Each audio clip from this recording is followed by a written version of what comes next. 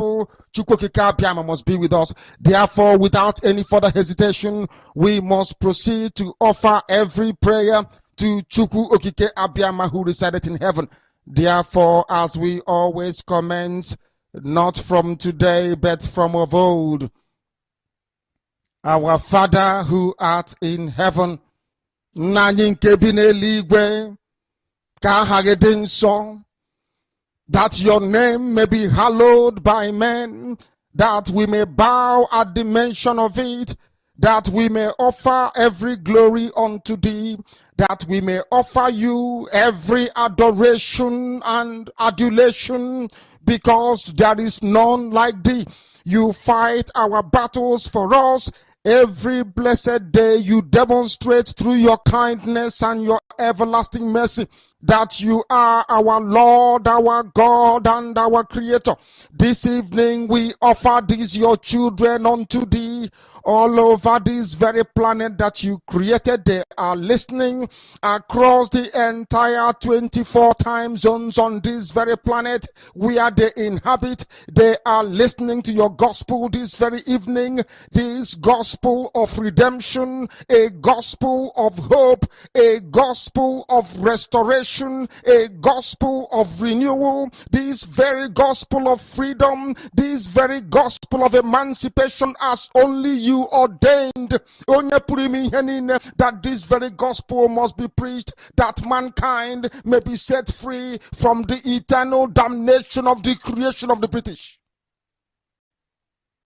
My goodness me, I want to remain in the spirit, because we must worship heaven. We answer your name, O Lord of hosts. Everything about us is designed to offer glory unto thee. We have atoned for our sins last year. This very year we have not only atoned for our sins, we have spilled, we have shed blood, they have shed our blood. We have let our sacrifice be made unto thee. Even on the 30th of August, as we are being felled by the bullets of the enemy, by the workers of iniquity and of darkness, we remain very strong today to beckon upon thee, to ask you for your mercy and for your grace, to ensure that your kingdom is restored upon the face of the earth, that you can bring your healing hand to bear upon the life of those of them that you created for one singular purpose, and that purpose alone, which is to worship you in truth and in every honesty. Is there any way that we have erred? Is there any way that our ancestors may have sinned? We confess before a congregation of the whole of humanity to ask you, O Lord of hosts, to have mercy upon us. You must have mercy upon us. We have suffered enough. We have been subjugated enough. We have been tortured enough. We have been imprisoned enough. We did not do these people anything. Our only crime is to answer your name. Our only crime is to be born your children. Our only crime is to excel at everything that we place our hands into. Our only crime is to exhibit your glory and your blessing, which manifestedly is upon our lives every blessed day. That is why they want to kill us. That is why the British want to join those of them who don't know you to destroy your creation and your inheritance. You will not allow shame to befall your name. You will not allow the enemies to triumph over the lives of your children, because you created us to exist, to worship, to honor, and to praise you. That is exactly what we are going to do when this Biafra comes. It will come in truth and in every honesty, because we remain every blessed day whiter than white and whiter than snow. Is there any way that we have sinned that you cannot forgive us our trespasses, to enable us to fulfill your own word, which was spoken thousands of years ago, that instead of what you promised not to come to pass, that heaven and earth will cease to exist? You opened your mouth to bless mankind to the coming of Yahweh Yeshua, who came here and said, let your kingdom come on earth as it is in heaven. Those words can never be in vain, because they are anchored upon your holiness and your magnificence.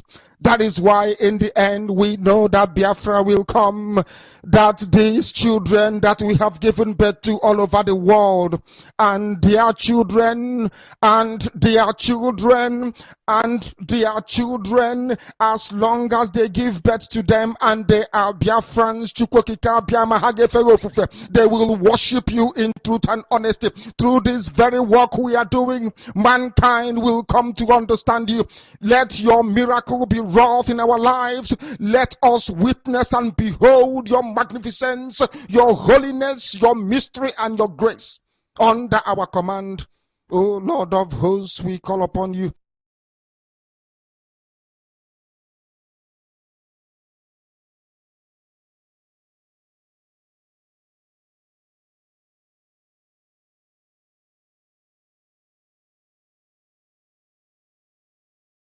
We call upon you to heal. We call upon you to provide succor to those of them who are inconsolable. We ask you to come and strengthen those who are weak. We ask you to restore hope where there is hopelessness. We ask you for inclusion where there is destitution. We ask you for one brotherhood, one camaraderie, one bone, one blood, and one flesh of your children. The Efiks and the Bibios, the Izon, the Shekiri, the Isobos, and also those of them from Isoko. We are traveling all the way to the lands of Igala. We are moving on from there to Idoma, to Igede, to the territories of the Igbo land. All these places we dedicate unto thee. All these lands of yours, we ask you to cover it with your mercy. Because Biafra will come, and when it does, we will dance on the streets. I'm telling you, by the time that we are done, humanity will think that we are mad, we are drunk in your glory, and rightfully so, because your kingdom will come to rest upon this very earth. That very kingdom is the unadulterated, non-negotiable sovereignty of the Republic of Biafra, that your will may be fulfilled in our time. All this we pray, all these we ask for, in no other name apart from that name that belongs to you. He said.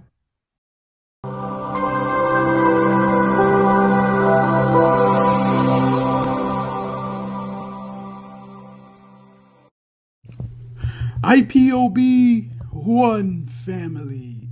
Biafrans all over the world.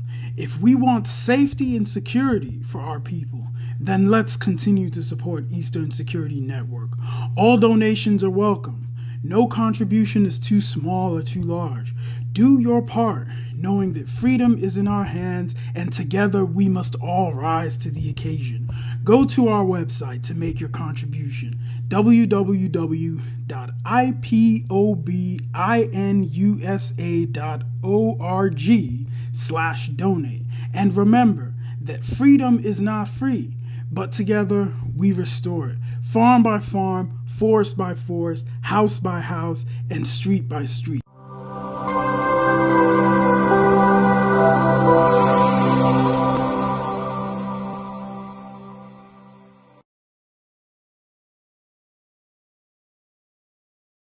But there is one thing I want all of us to understand this very evening. We are facing a very formidable array of enemies, both external and within. And we are going to overcome each and every one of these obstacles. That I can assure you, that they may know that the God we worship is an invisible God, not a God that was wrought by the hands of men. For we do not worship idol, and we can never ever worship idol. Is impossible. This very family, this IPOB, belongs to the Most High. And that is how it's going to be until Biafra comes and beyond, to eternity. This evening, I want to place it on record that our enemies are intensifying their attack against us from every corner. I am not saying this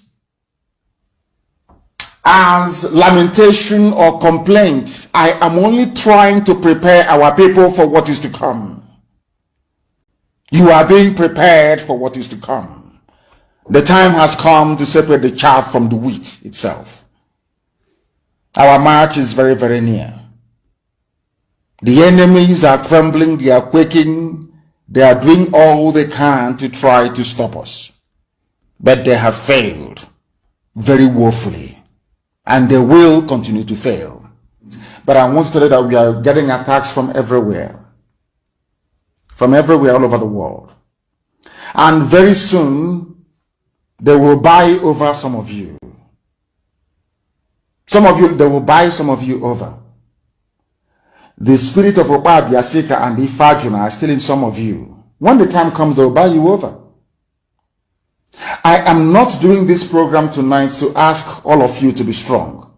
I am doing it to remind you, not that if they succeed in buying you over, you're not going to stop what we're doing. You can't. You cannot. Not in a trillion years. But I need you to appreciate one very simple fact. That at the end of this very race, everybody will testify that indeed Chukwuokike Abiama, the same God of Israel, of Abraham, Isaac, and Jacob, the same God of Ehiri in Aguleri, the same God of Umweri, the same God of Ora-Eri, the same God of Owe-Eri, the same God of Arochukwu. Not to be no bad, the true God, one true God. You will know that indeed, not only is he omnipotent, that same God is the owner of this very agitation. No human being can stop it. We have enemies, and we need to be very, very careful, both within and without. Very, very careful. The next 2 weeks will be very pivotal. Next 2 weeks will be very, very important in the life, or should I say, in this very mission that we have embarked upon.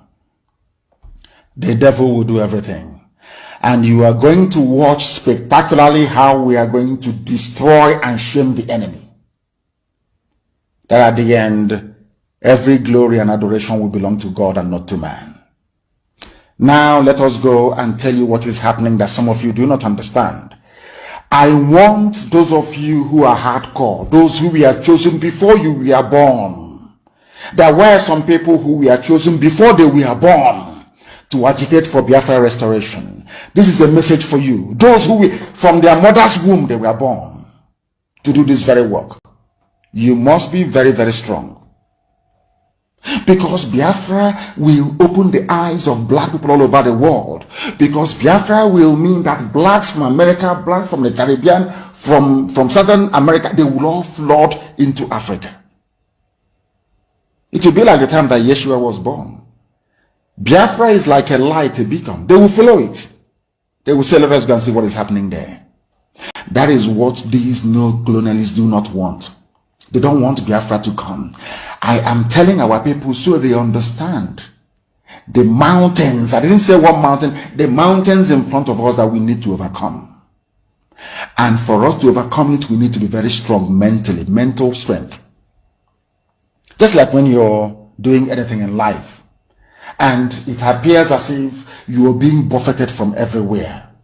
That is the time that you no longer rely on willpower or your muscles. You go to your brain to endure and to persevere and to keep going until you overcome.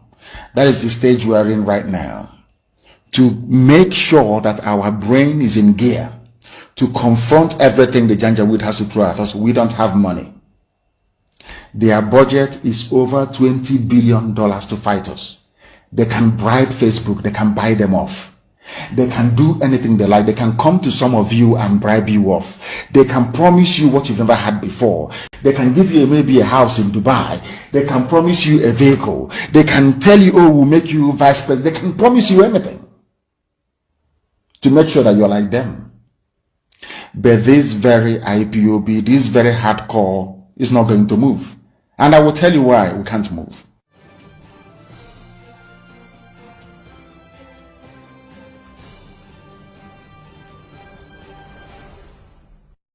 Fellow Nigerian, in search of excellence for Africa, my mission remains to create awareness, advance practical solutions, and transform mindsets via case studies. Together, let's midwife deliverance for our race, country, and continent. Please share this video. I am Dr. Israel Noyerem Davidson. Thank you. In 2001, US-led forces overthrew a Taliban-led Afghan government following the 9/11 attacks led by the Al-Qaeda leader Osama bin Laden. For the next 20 years, the US and allies enforced democratic ideals, built up Afghan security forces, and provided operational air cover. The Taliban continued to attacks.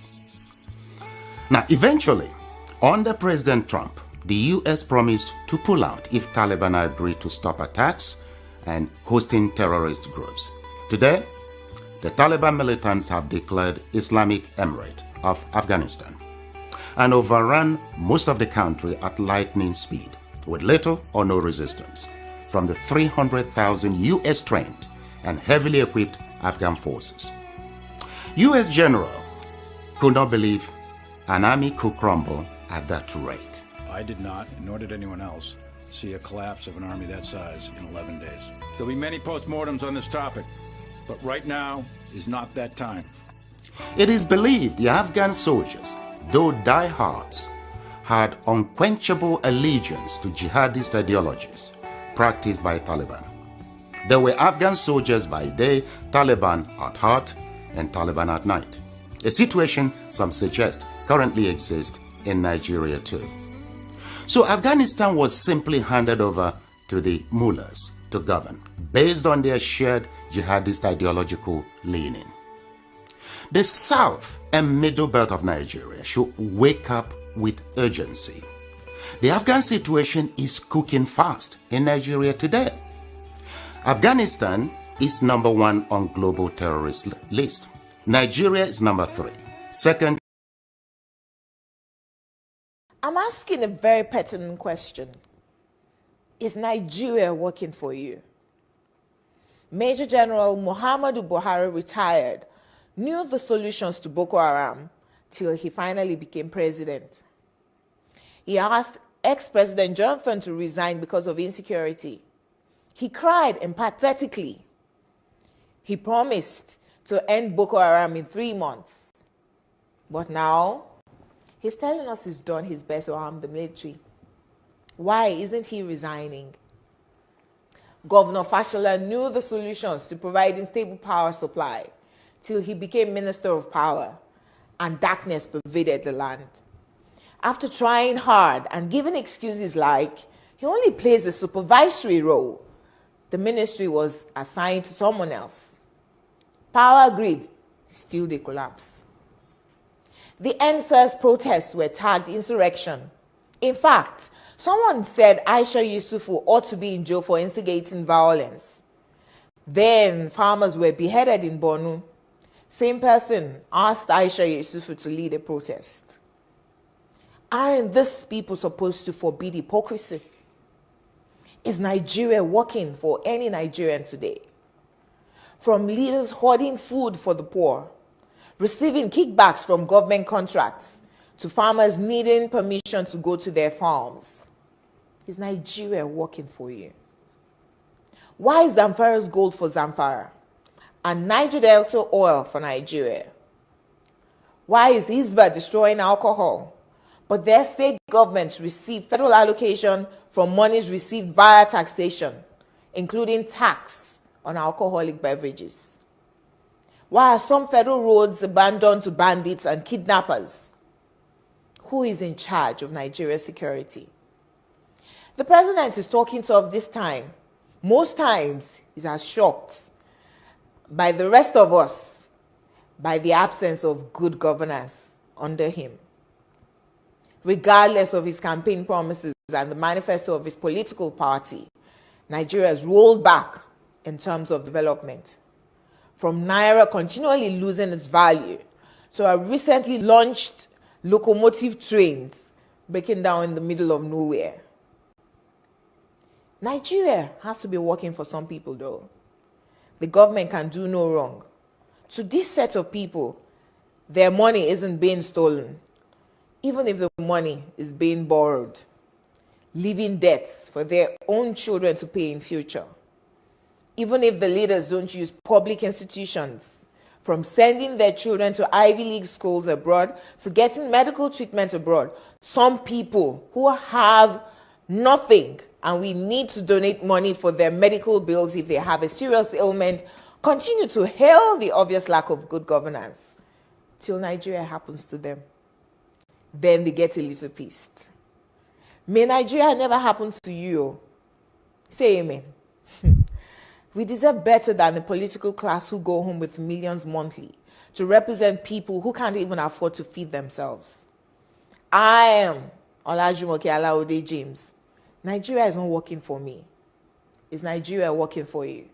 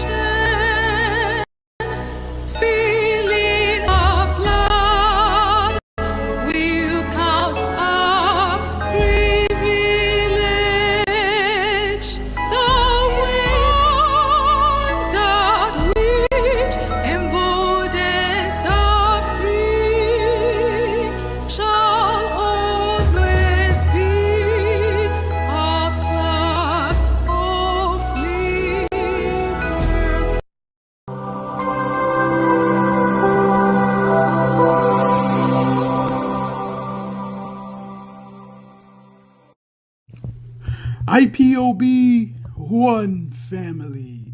Biafrans all over the world. If we want safety and security for our people, then let's continue to support Eastern Security Network. All donations are welcome. No contribution is too small or too large. Do your part, knowing that freedom is in our hands and together we must all rise to the occasion. Go to our website to make your contribution, www.ipobinUSA.org/donate. And remember that freedom is not free, but together we restore it. Farm by farm, forest by forest, house by house, and street by street.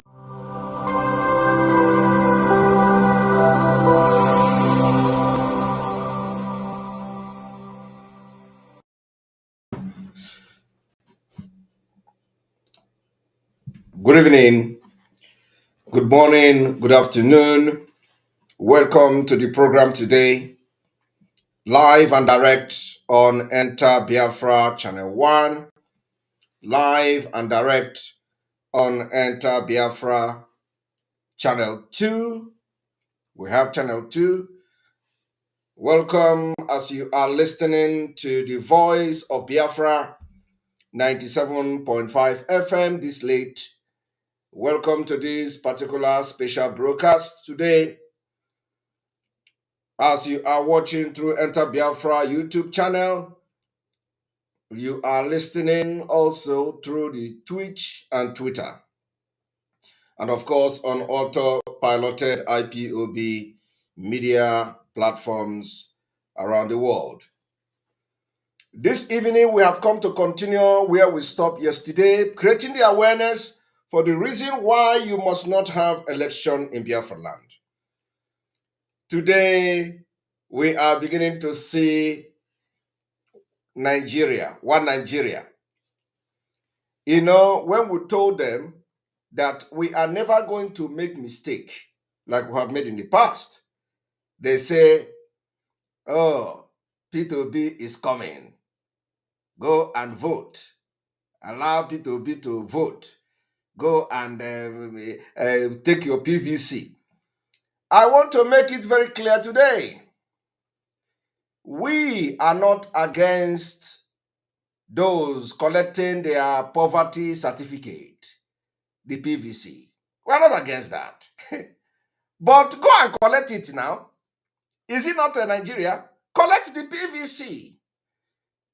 These are the things we have seen many years. We've researched, follow Nigeria. When we talk, you people don't listen. Those of you who locked your shop today, we told you to observe sit at home in Lagos for Biafra to come. All of you, you are pretending. Today, you lock your shop in Lagos. You lock your shop. The same people that were telling you, lock your shop, you are going to lose money. Stay at home, you will lose money. Stay at home, you are destroying the economy. Today, all your effort has been in vain. Not only in vain, I want to tell you, to remind you how Nigeria humiliated you today. The Igbos, Biafrans in Lagos. I want to remind you, because you people don't know what happened to you today. It was the highest humiliation. And today I am going to make exposition how they have dribbled all of you. And you are very lucky to have us. Because before 2023, you see this no election, you will be the one preaching it, because we are going to deliver you. If you do not understand that what happened today is already a result in 2023, you are a big fool. You want P2B, think P2B is going to win election. P2B cannot get even 2 million votes if you allow the election to go. Because they are going to, first of all, punish you like they did today in Lagos. Disgrace you like they did today in Lagos. And then, even if you succeeded in registering, they will make sure you never collect your PVC. It did not, don't say because it is P2B.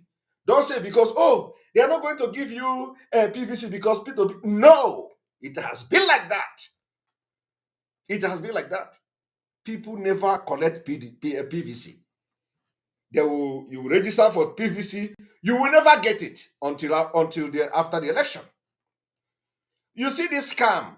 We know Nigeria. The only problem with you people are you are ignorant of Nigeria. You can imagine, you didn't know why we are not moved. All this small percentage of people. You know, the reason why we are not moved is because if I can come here every day to tell you that Fulani is coming to kill you, and you are there, you are actually there, getting the first-hand experience and a victim. You don't know. It is me that is in abroad that is telling you your problem. It is me that in abroad, living comfortably, enjoying my life, is the one coming every day to preach to you the reason why you must, get freedom from Nigeria. You think it is you that will now come and tell me that, oh, this election, let us allow it to go. Because I know you are not a human being. Your brain is no longer functioning. If your brain is functioning, you will be in the front line of this agitation back there at home.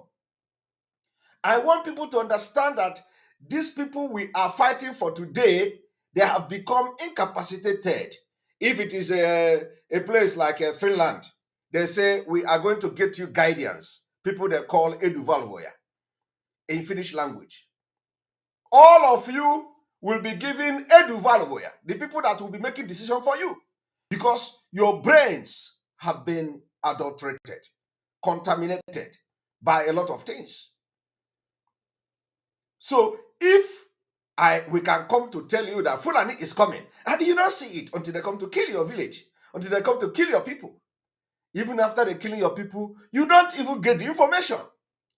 It is still us from abroad will tell you that in Kaduna, the Nigerian military aided bandits to burn and kill people in southern Kaduna with a helicopter. You don't know it. The information comes from us. So I don't know whether it is you that are coming every day to teach that will come to social media and start calling me on the phone. Oh, we know that you don't have the mental capacity to make decisions for yourself, especially those who have not yet delivered. So we will continue to preach no election and we stand by no election. And let me tell you, the day you are going to say you have mega rally in any Biafra territory, that is the day we are going to know who owns the land. That is the day we are going to know how many you are in Biafra land. The day any political party say they want to have a mega rally is the day we are going to know whether you are all this social media thing, and where we are going to know whether it is you criminals, corrupt people are the one that is deciding for people who have already, they are tired of Nigeria. So it is now that you are, just wait. Let us get a date that you are having a mega rally in any Biafra state. Then you will know whether the Biafra people are serious to leave Nigeria or not. I want to tell you people today, Biafra people, that in Lagos, they say they lock up their shop. They want to go for PVC. And so I want to, I said I'm going to play their video today. But before I play the video, I want to tell you a story. The story of what has happened. Now, let me tell you. They went to the presidential primary election of the APC. They gave the ticket to Tinubu. Immediately after they gave the ticket to Tinubu, because these Fulanis from the north, they have played their chess, political chess. Let me tell you, these people are brainy. They have played their political chess. They say, now, in order to lure some stupid Yorubas, in order to lure some stupid Igbos and Biafra people, we need to give Tinubu the presidential ticket from Yoruba land. And P2B already is calibrating and parading himself in a Labour Party as a presidential ticket bearer, whereas there are other two or one more candidate who also parade himself as a presidential candidate from the Labour Party. Now, they have done that. Immediately after Tinubu was given the ticket, do you know what happened? The entire northern Nigeria, they left Tinubu. As I am talking to you now, they have left.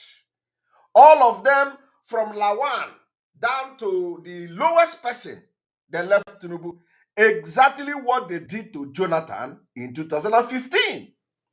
All the PDP, they were parading themselves, PDP, all of them went to APC. They have done the same thing. I'm going to expose them to you today. I'm going to explain the video.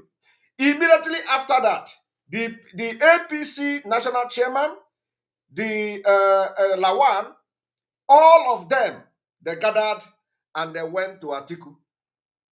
They went to Atiku and said, Atiku, you know, we are going to deal with these people. As I'm talking to you now, the entire Muslims and the Fulanis, the entire Northern cabals, they are now backing Atiku. And you know, Atiku will be voted if the election take place in Yoruba land. Atiku, PDP are very strong in Yoruba land too. Okay? PDP is also very strong in Biafra land. Right? You think they are going to vote Obi? You think Omahi will campaign for Obi? Omahi will use all the thugs in this life to get the vote for whoever that he want to. Of course, not for Tinubu. Never. Omahi can never. And is it a Enugu State governor? Enugu State governor? He will do everything to get the vote for Atiku. He's a PDP man. He's a PDP man. Imo State will never get the vote for Atiku nor Obi. Abia State will never get the vote for Obi. They will get the vote for Atiku. You don't know what is coming. All these things, we have seen it. We say, there is no point validating Nigeria election in Biafra land. That thing that is going to happen 2030, let it happen now. There has never been any ripe time like before that now. There has never been any better time to divide Nigeria than now. And these idiots who cannot even think for themselves will be coming on social media. Obi, everybody supporting Obi. You have seen it. Ordinary to collect your PVC. They couldn't allow you to do that in Lagos. Now, I want you to imagine what will happen in the northern Nigeria. If Lagos deny you PVC, imagine what will happen in Kano. In fact, the people in Kano will not even try it. The people in Kano cannot even try to go and line up in the line and they say, my name is Okechukwu, my name is Chikode, my name is Kelechi. Kelechi, from where? From, my name, I want to collect PVC. I am Okechukwu. In Kano. Never. This is what we have seen. But when you talk, you see, I want to teach you people something today. Because we are saying these things, they will say all those stupid, idiotic, ignorant people sending message to Simon Ekpa. Please, calm down, let them blame me. Blame me. I preach it. But I'm going to tell you, I'm going to give you the calculation, the real thing that is going to happen in this. Of course, you're not in Biafra because if you are collecting your PVC, Biafra people have spoken. Anybody that is campaigning for P2B, he has never supported Biafra. Forget all these things. They were never part of us. The people that are supporting P2B today are the one Nigerians from Biafra, and they have their right to support P2B. We are not saying that, we can't force them not to support P2B. But what we are saying is that the day of any political rally, mega rally, the Biafra people will speak. We will tell the Biafrans to stay at home. Let those who want to go to Nigeria come out and vote and do their rally. As simple as that. Because the same Nigeria that deprived them the PVC today in Lagos will be the one to come out in the street of Biafra land to kill them. But when we talk, they say we are causing trouble. We are causing trouble. Now I want you to watch this.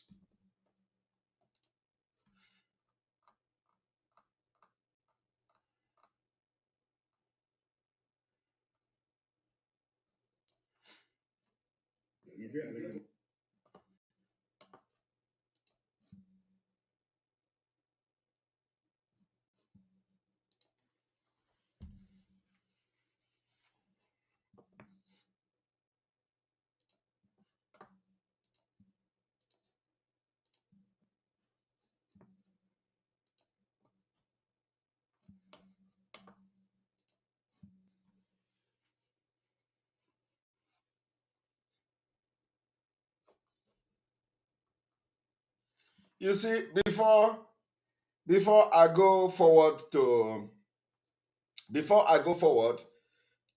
address this issue, somebody is making comment here. Simon Ekpa apologize to Biafrans for mistake. That mistake I made is to work with Nelly Ofebu or defended Nelly Ofebu, and all of a sudden I have turned against Nelly Ofebu, so I must apologize to Biafra. You are an idiot. You are a big buffoon. Anybody that opens his or her mouth and says Simon Ekpa should apologize for working with Nelly Ofebu is a big fool.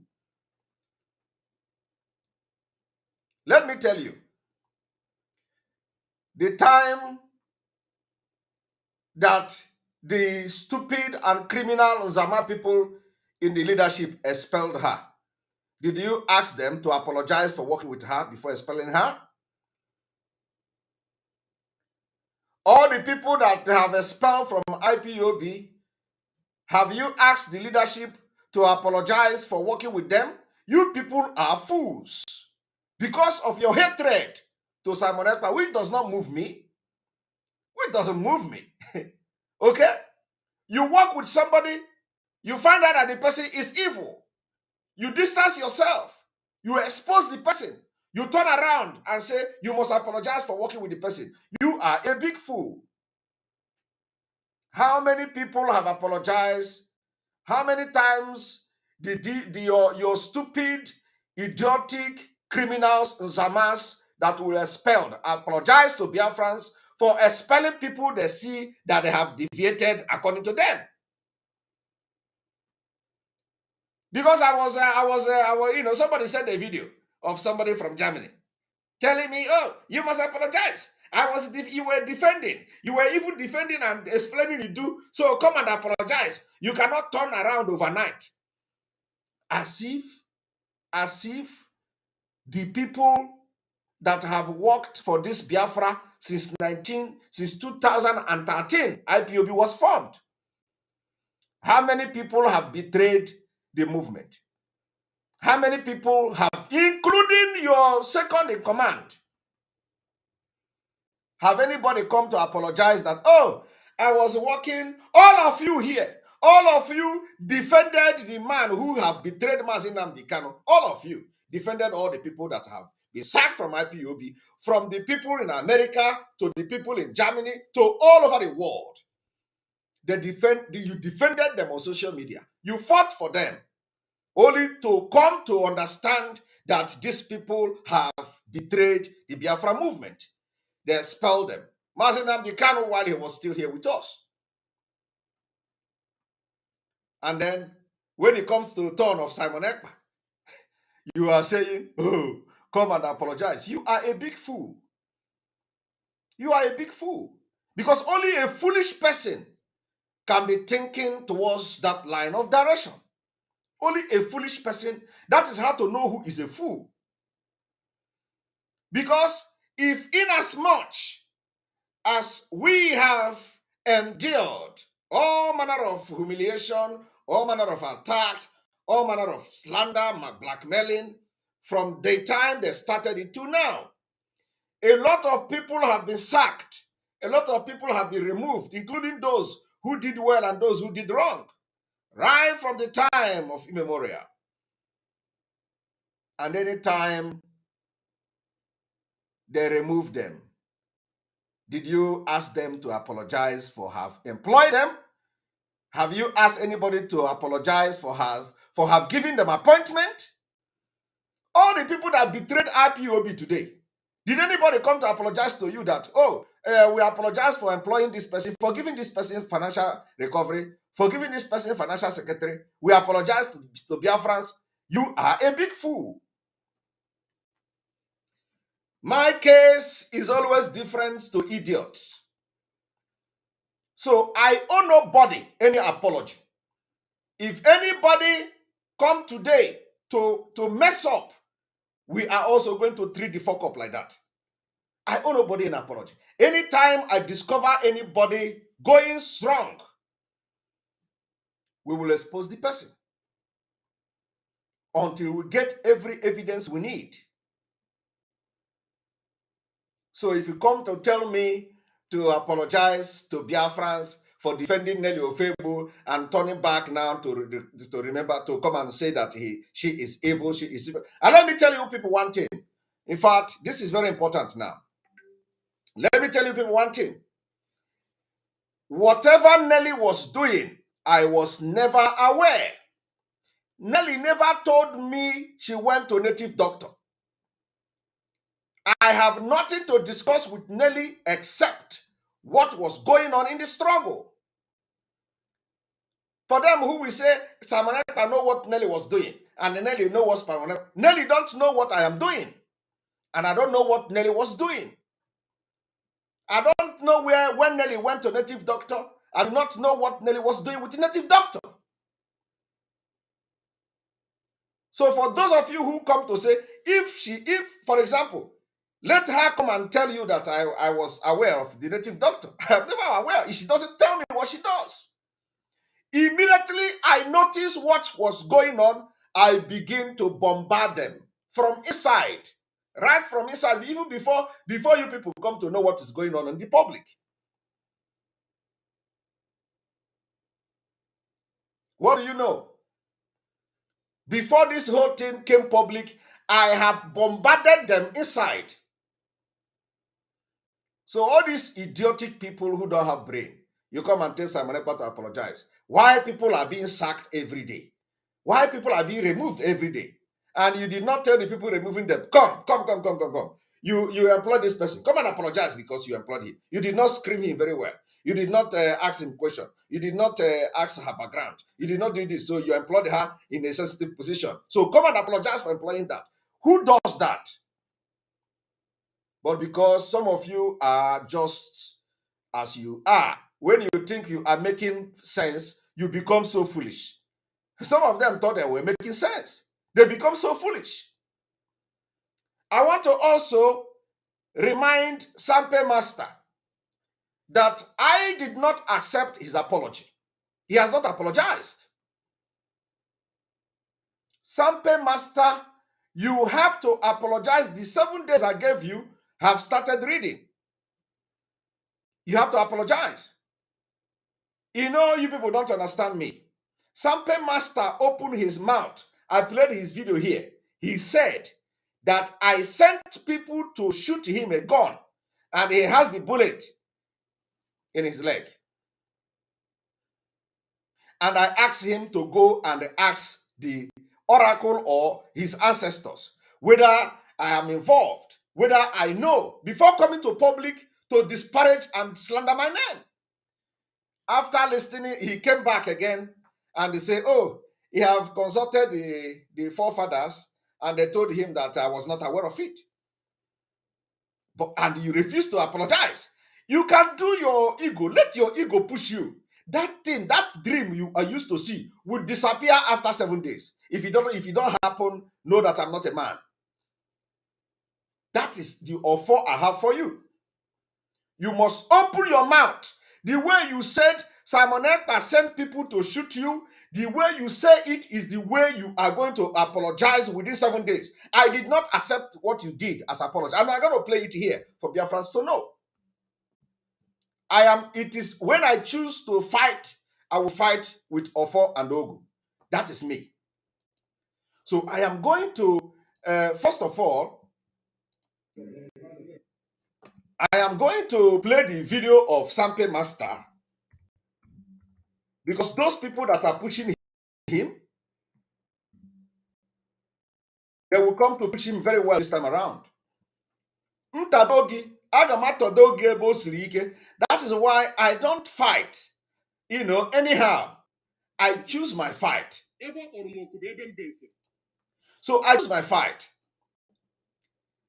And before, I continue, I want Biafrans to understand that I did not accept the so-called apology of Sampe Master. Never.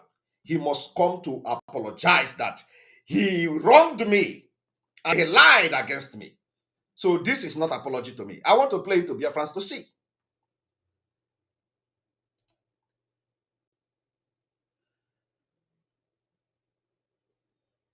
n'ọgbọ nke a ka ị ga-ama na ọbụrụ ọhịa niile ka a na-aga aga. Ọdịnala ga-adịgide, omenala ga-adịgide, ndị ụka ga-adịkwara nke ha. Onye ọgbasị m nke onye chiri ya zere. Adọrọ m agasị ndị ụka, adọrọ m agasị ndị ọdịnala, adọrọ m agasị ndị nke amụma nke ọzọ. Ihe m nọ bụ ịsa bụ the spirit of my ancestors, the spirit kpọrọ m oku ka m jere ya ozi. So Simeon Ekpa, biko, do not give me 7 days. Just give me just 30 seconds is okay to consult the oracle, to consult the spirit of our ancestors, to consult any spirit that you want me to consult. Not 7 days. 30 seconds is okay. So I want to tell you that I, Sample Master, asked him Simon Ekpa sendere ndị bịara gbaa m egbe n'ụkwụ. Ndị mmadụ sị na-asị, ndị mmadụ sị na-asị, ụfọdụ kwuwe anything. Ụbọchị ha bịara gbaa m egbe, ụbọchị ha bịara tie m ihe, everybody ọ gbara na net. That was on 21st January. The thing gbara na net.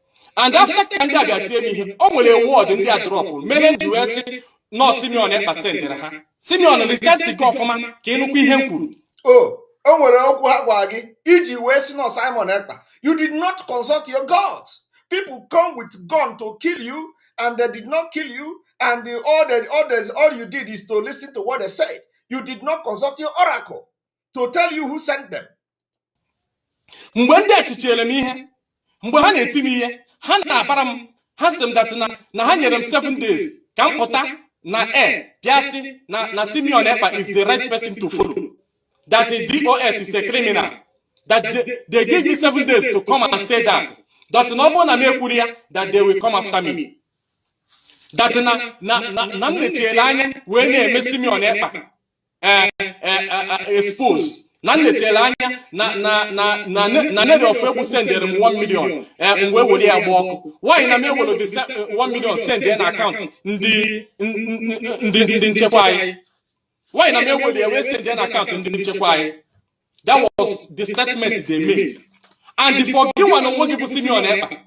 Ọ bụrụ na somebody, ọ bụrụ na ebe ị nọ kịta na mmadụ ga-atie gị ihe, tie gị ihe, wee were egbe gbaa gị in order ka o yie gị egwu, were ya gbachara gị n'ụkwụ. The mark ka dị n'ụkwụ till today, gbachara ya n'ụkwụ m.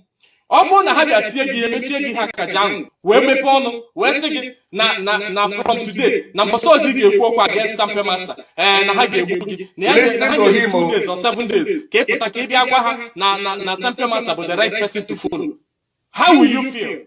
Onye ka ị ga-asị na ọ ya sendere ha? Okay, listen, it's a person. Kedu evidence ọzọ ị chọrọ ka njide? All right.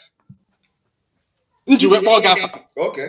And many people ọbụla bụ ndị your listeners, your followers, Bundi say I'm illiterate, but does not know na how onwe ha bụ the worst illiterate. How onwe ha onwe otu asi check. I want Biafrans to listen to what made this guy to come to social media and accuse me that I sent people to shoot him and kill him. He said it, that he know that after this talking now, I am going to send my killers to come to him. And he is here explaining that I did not send anybody, but because they told him not to attack me again. So I am telling him today, I did not accept his apology.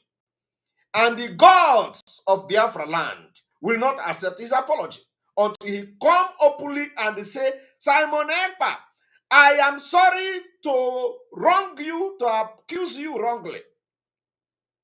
And I will know whether I will accept it or not. If not, I don't have anything to do with him. But I'm telling him today, after 7 days from the day I asked him to apologize, if he do not apologize, him and the gods that he is saying that they are telling him something will have something to settle. That means all the 100% true. Simeon Ekpa is sent to Roha. Are you people hearing it? He came back now to say that it is true that I did not send them to come and attack him. He said I did not send them, yet he refused to apologize. Yes, it may be true because I have heard from the same ancestors Sekanjo that now those people who bundi melama attack bundi bu your fans. Okay. No, your fans. Hameria on behalf of you. Are you hearing? Are you hearing him? Now my fans, Maria, on behalf of me, without my knowledge, without my consent, my fans are there on behalf. So because of my fans, Maria, on behalf of me, according to him, he is the one saying, I sent them. Now, he went to ask his ancestors. The ancestors told him that I have no knowledge about anything like that. His ancestors told him, I did not send people to come and shoot him. Yet, this man still come on social media to say, but they are my fans. Are you even listening to him? Because I have always warned people, don't fight me. I will always have a four. And when you fight me, the Biafra spirit will deal with you. I did not accept, because he did not even apologize here. You are not aware that in Hameria, but now Hamer Ganamenka. Yes.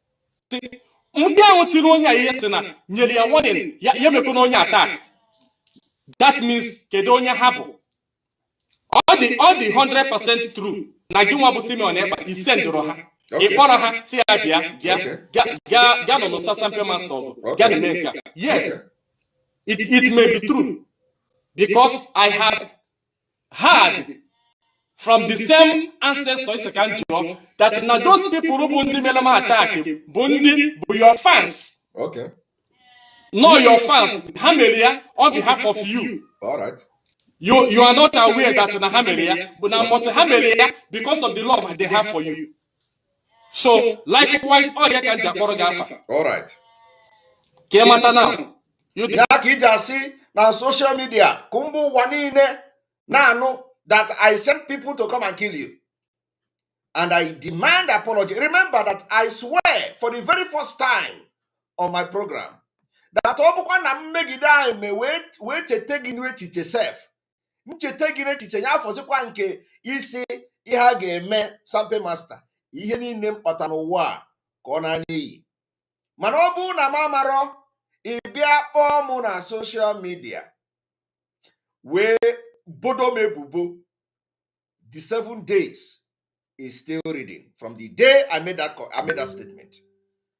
If you do not apologize, complete apology, ezigbote apology, ga-eriju afọ, I will never forgive you. Did not send them. Emaro mana hamage bundia. So mana kine ku pasara maka. Are you hearing it? O si na ma maro ha mana hamam. Atu pasara mgasa. Iye pasara nedi ofebu ima makia. Nedi ofebu o mama nke. Another lie. Another lie. N'ihe gbasara neli ofebu ama makia. Neli ofebu o mama kem.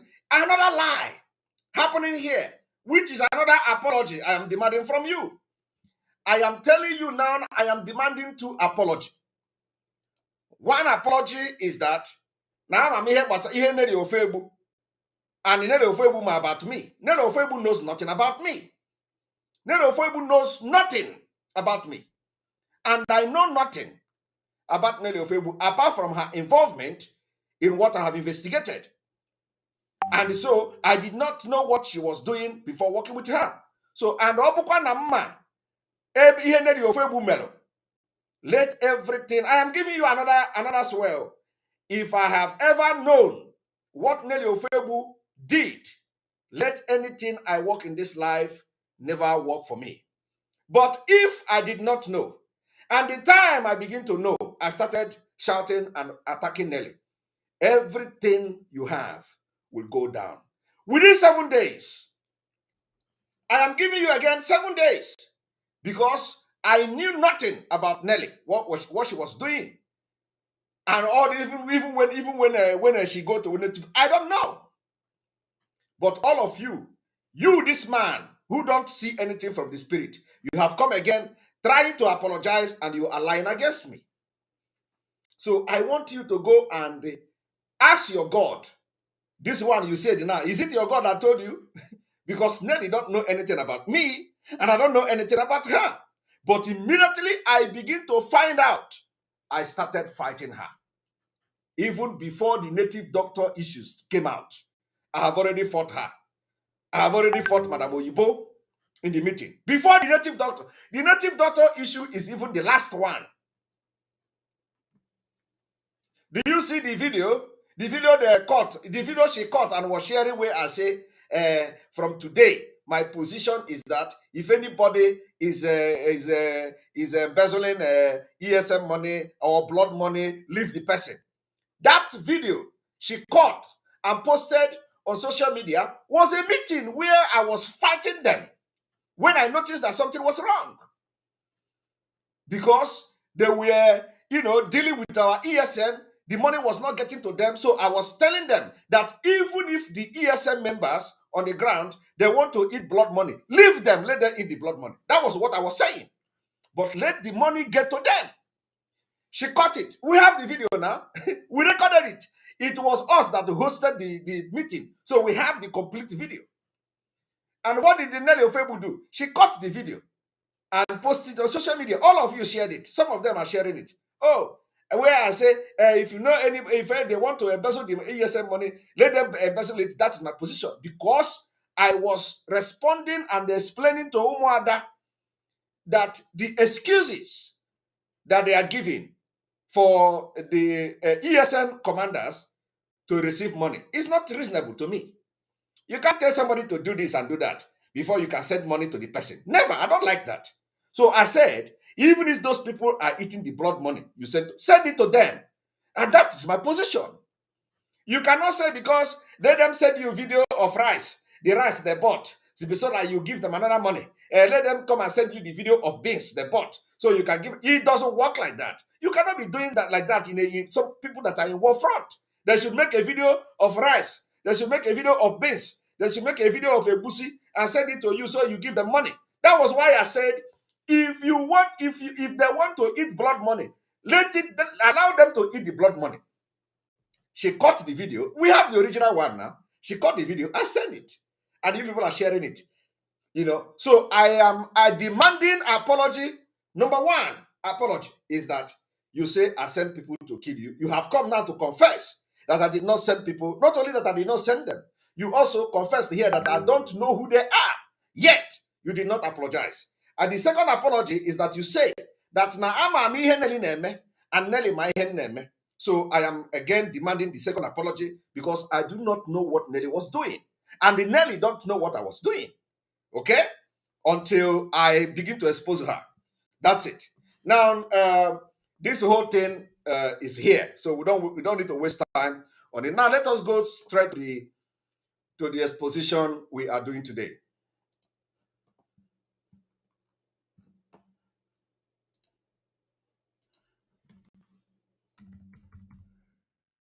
Our own is Ofo Nogu. Ofo Nogu ka iji aga. Ofo Nogu ka iji aga. If you want to attack me, make sure you have the right information. If you come as a result of people pushing you,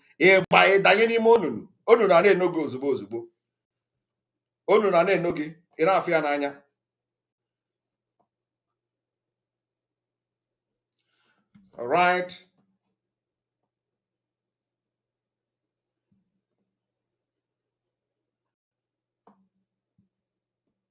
Now, as I was saying, the reason why we are not going to have election in Biafra land, the reason why the election is a scam, is a sham, is what I'm about to tell you today. Like I have said from the beginning, those who say they want to get PVC, I have said this several times. We are not against you getting PVC. Have you ever seen where Samanepa was preaching not to get PVC? I don't have problem with giving PVC. I don't have problem with your PVC. You can go and get PVC. Those who are Nigerians who want to get PVC, you can go and get PVC. But what we are saying is that the majority of people in Biafra land want to leave Nigeria. They don't want presidency because they know that presidency is a scam. Okay? They know that presidency is a scam. So now let me tell you what is going on now. For those of you who don't, who are, what Nigerian is, let us lecture them a little bit to see whether we can deliver them. Now, after the primary election of APC, what the Northern cabals did was to abandon Tinubu. So Tinubu is now shouting, thinking that he is the one, flag bearer of APC. He don't even know that they have left them. They have left him. Now look at them. It was after the election they went to meet Atiku. They went the thing they did to Jonathan. Look at them. Even APC national chairman is here with Atiku. Ahmed Lawal, the Senate president, is here with Atiku. All of them have now run to Atiku, and they will never ever allow anybody from South to become the president. So, with this particular video here, Tinubu is a gunner. Tinubu will only get vote from Lagos. The only place Tinubu will get vote is from Lagos. Now look at them. Look at them. Exactly what they did to Jonathan. They paid a visit to Atiku. That is the end of APC. Now, let me tell you how they are going to deal with you idiots from the South. Tinubu and any other person from the southern Nigeria is a waste of time, because these northern people will get vote from Yoruba land. These northern people will get vote from even Biafra land. These northern people will get vote from any other part of Nigeria. But you, Peter Obi, you can't get vote from Kano. Okay? You, Tinubu, you can't get vote from Kano. Okay? But they are going to get vote from your own state. They are going to get vote from your own region. But you can't get vote from their own region. They have now hijacked everything. They have run to Atiku.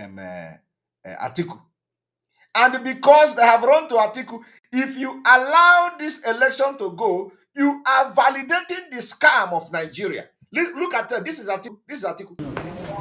Look at them. Look at them. All the governors of APC, they went to Atiku.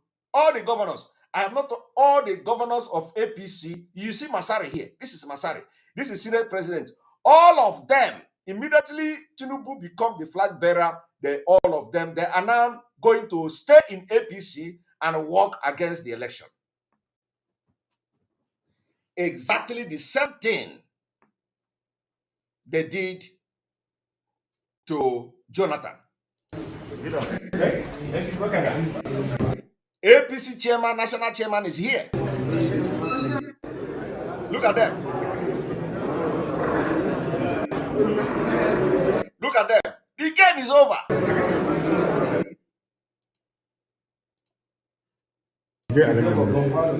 Look at them.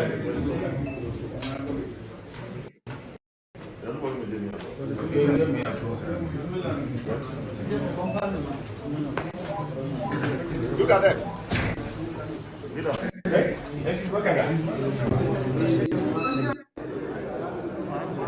Look at them.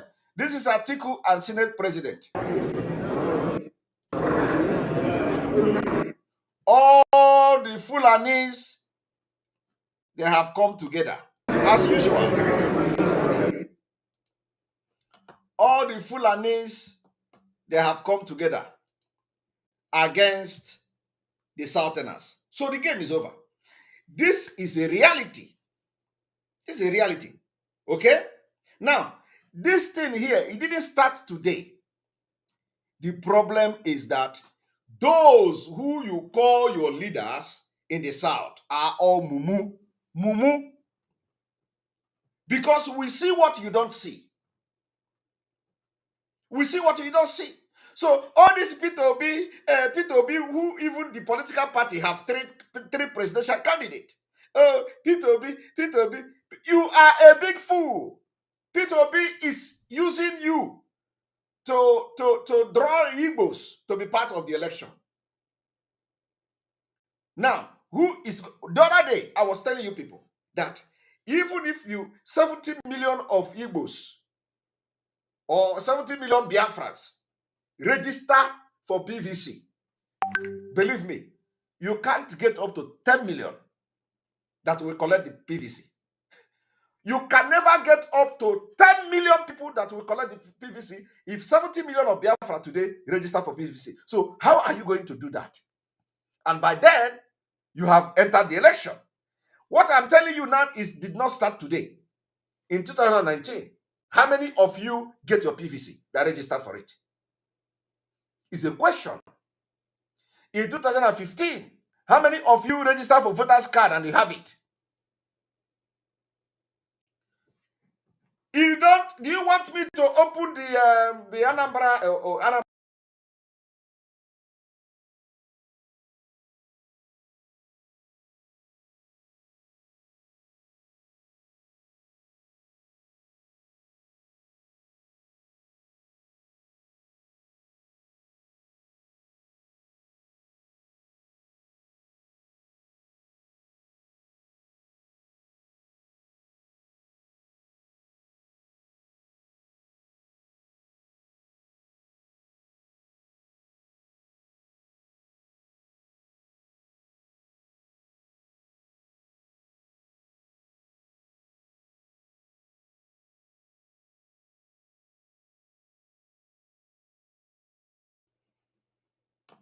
Welcome back. Sorry for that. Now, so as I was saying, so how many of you remember when I was saying it? When I was saying that, you see, the voters card, you can never get it. So what are they going to do? Let me explain it again, in case you don't know. What they are going to do is that, okay, now those in Alaba International Market, all of them, they close their shop. Okay, let us go for registration or voters card, blah blah blah. Everybody is running. If even before you succeeded in registering your voters card, they already started telling you that Nigeria is not one.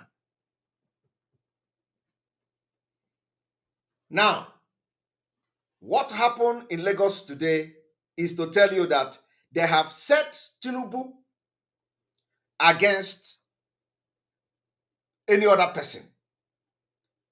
You know why I don't want to be mentioning Obi? Why I don't want to be mentioning Obi is that Obi is not even contesting this election. Obi himself, Peter Obi himself know that he is not contesting this election. So I will only say Tinubu and then whoever that is coming else from the southern Nigeria. Because Peter Obi is not contesting this election. Peter Obi knows that he is going nowhere. So now, what are they going to do? They are going to use Tinubu and Peter Obi and whoever that is coming from the southern Nigeria to fight the south. And make sure that as Tinubu boys is stopping the Biafrans from registering in Lagos, already they are disenfranchising those who will vote. And if you think that the Tinubu criminals are going to stop tomorrow, you are lying.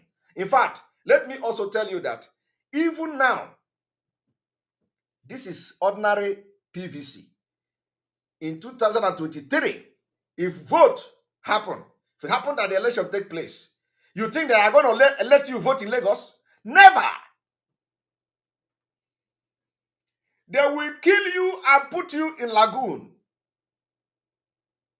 You can't do anything. That is how Fulani will do it. In fact, Fulani will volunteer killers in Lagos. I am telling you the fact. You see, the people that will cause crisis in Lagos, they are not going to be Yoruba. So, and then we need to refresh again.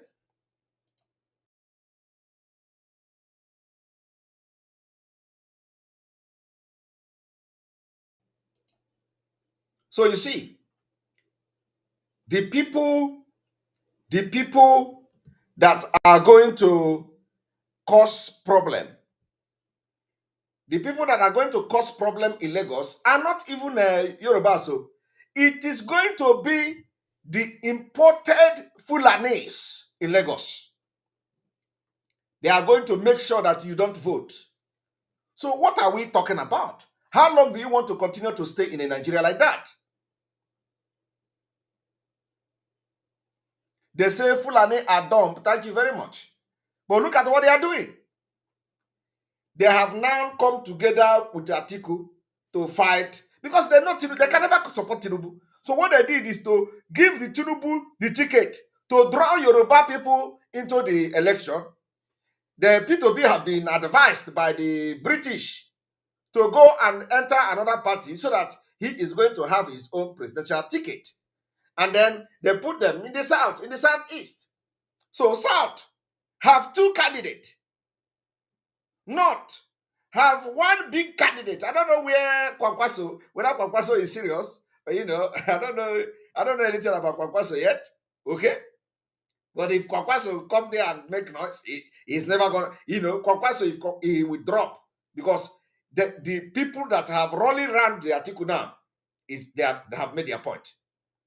So my people, the thing we are saying is that you see that thing, that risk of if we do not vote in this election, they are going to install another person. Let them install it without voting. It is time we're going to make that sacrifice.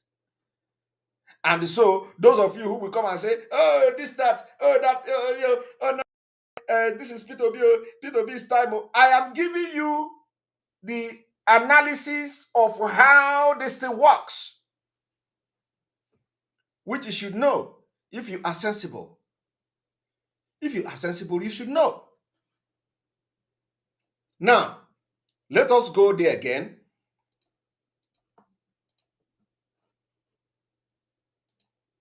I'm going to play it again. That after they elected Tinubu, they went to Atiku to form alliance. Look at them. All the governors from the north, all the APC governors, they are here with Atiku. They will never support Tinubu. But Tinubu will fight to divide the vote in the south.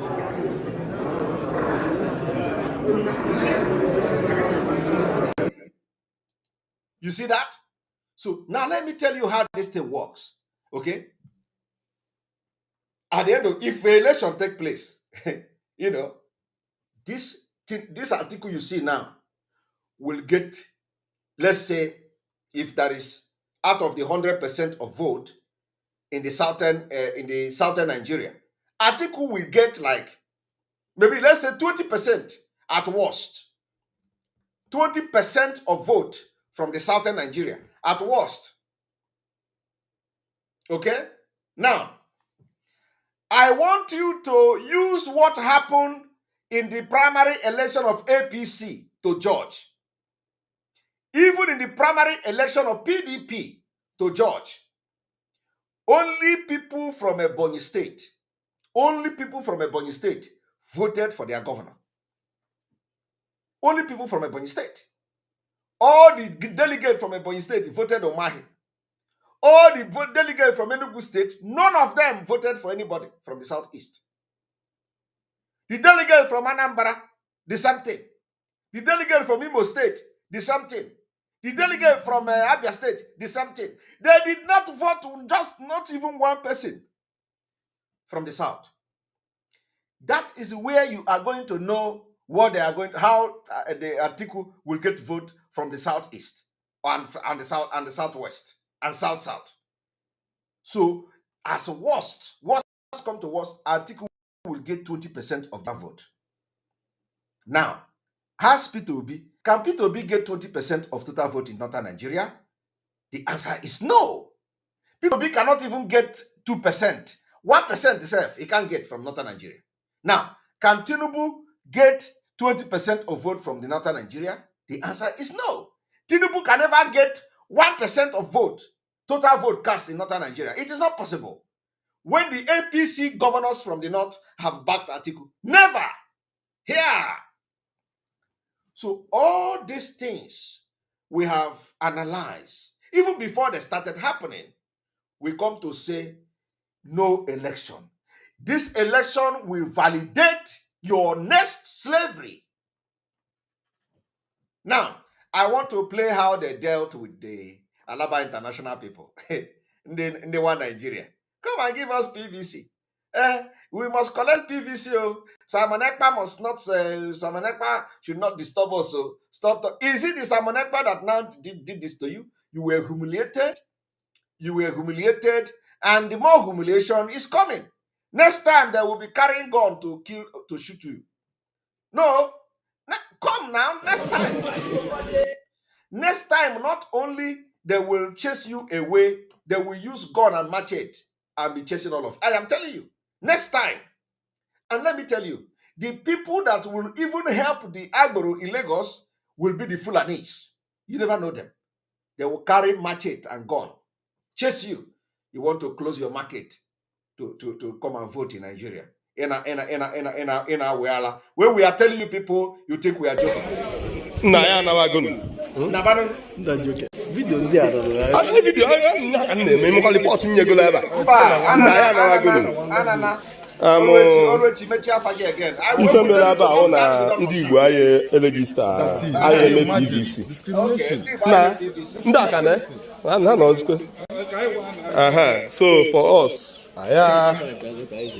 anyị anawago the man si na ọ dụghọ possible nọọsọ ndị ebe ha ya regista ya ka a na-emerụ PVC onye Igbo anyị sokwu alụ ọrụ ebe a so ndị anyị na-eke alụ ọrụ ana ekretive ana dịga si na ọnwa anwa regista onye Igbo akpọ ndị nwaanyị akpa abịa buru ya so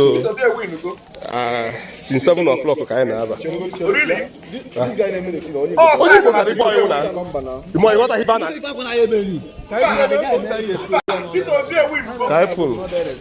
Antibia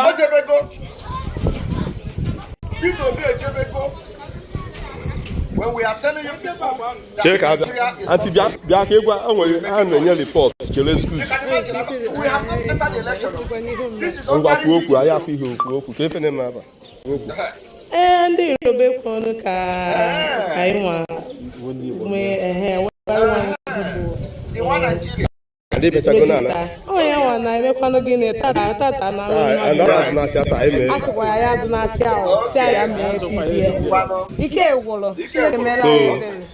dono si butere anyị ife a na chọọchị eburu ihe a si butere na Catholic and Anglican Church Igbo niile ji ebe ahụ jee regista ma ọ n'ime trade fair abịa mee ihe a ebe ahụ ada mee ihe a na-emegasị biko ọ situation report dị ebe a ka m na-agwa ụlọ na. Are you hearing this guy? This guy was saying that, see, Butia, you have to bring it to the market. You have to bring it to the church. You have to bring it to the church. You bring it to the church. Bring it to the Catholic Church. If you bring this into the Catholic, they will go there and bomb it. Are you going to be telling Yoruba? This man, he is now trying to disenfranchise Yorubas, telling you to bring PVC in church because you are church, you are a Yoruba man. Is Yoruba your land? Is Lagos State your land? You will be in Lagos State and tell them, oh, yeah, I am here. Come and bring the thing to church in Apuala. If you take that thing to church, you are inviting the suicide bombers there. And we must not risk our people's life in a within a church. Go and they vote. I want you people to understand that this is registration of voters' card. We have not even entered the collection of it. So you register does not mean that you will collect. I don't know whether you people understand what I'm saying. What we are saying is that these people want to register. Registration does not mean that you are going to collect. But even at the registration, Nigeria rejected them. Yet, they are telling Nigeria to bring it to the church. Nigeria rejected you.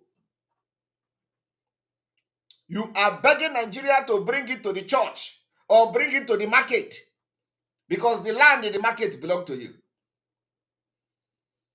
We are saying the humiliation, you people are disgracing us. You people are unu janya boko so. The disgrace is too much. Ubura norozunu nisi, no single brain at all. I'm the one Nigeria, of course. I'm not talking to Biafra because nobody who is a Biafran will be going to collect PVC. Never. Because it's a scam. All these people are those who want to tell Mazi Nnamdi Kanu, wait, go and contest chairman, go and contest governorship, come and become a president, come and become Senate president, go and contest. So that they push Mazi Nnamdi Kanu to go and contest. Yes, Ojuku. That is what they know how to do. Say, Ojuku, you control the East, you control this. Come, people will vote you. You go there. They will rubbish you. You become nobody. Look at them. Look at them. These are the people. If and they're listening to me, they're listening to me, they're listening to us, they're listening to you, and every day, Simon Ekpa is the problem. That guy in Finland, he is the problem. Oh, he is shouting no election. Anechu anyafa. Hey, ndị anechu anyafa. Aka nsi unu abagonu n'ọnụ. Unu amanyego ka na nsị abụkị. A na-egwu ya egwu, na-egwuzi ya ka mmiri. Look at them. ụmụnne biko ịna-anya anyị nọ na school bus stop Ajambadi ebe a na-ekwu okwu awa BBC ịna-anya na geeti ahụ ọ kpochi akpochi because ma mana ndị Igbo chọrọ ịbịa were ya BBC taa ndị na-alụ ọrụ abịabịara Sam Prince, the chairman of Alaba International Market Electronics section, ọbịago this morning with ndị otu ya vote ife si wee dị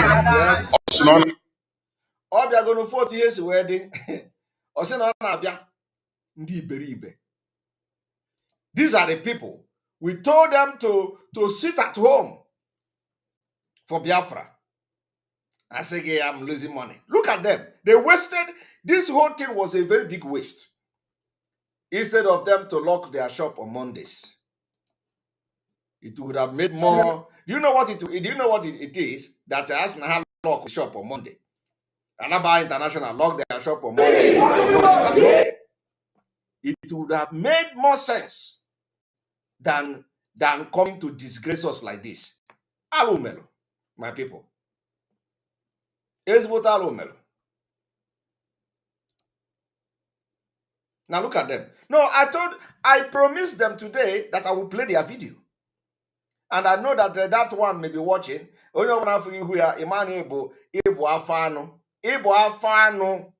If you see your face here,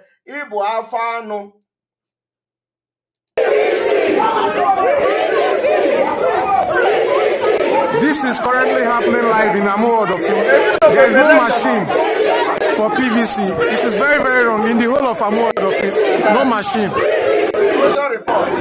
With youths don't come out now. We want votes now. But these people, they know what they do. See a lot of people outside here. Look at the number of people who want to collect PVC. Look at the number of people that want to vote to make P2B become president. Jesus Christ. Chai! People that came for the PVC, but nothing is done yet. No machine. Very bad. Very bad. We have not started voting. This is not voting, my people. This is ordinary to collect or to register. I don't know. They have not started voting. Now, let us go again to another video.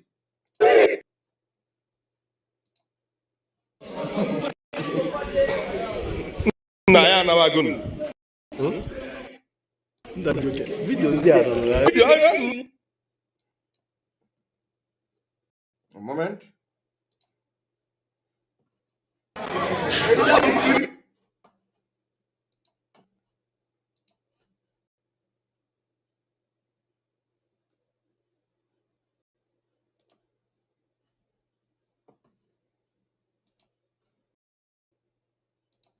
Now watch them. Look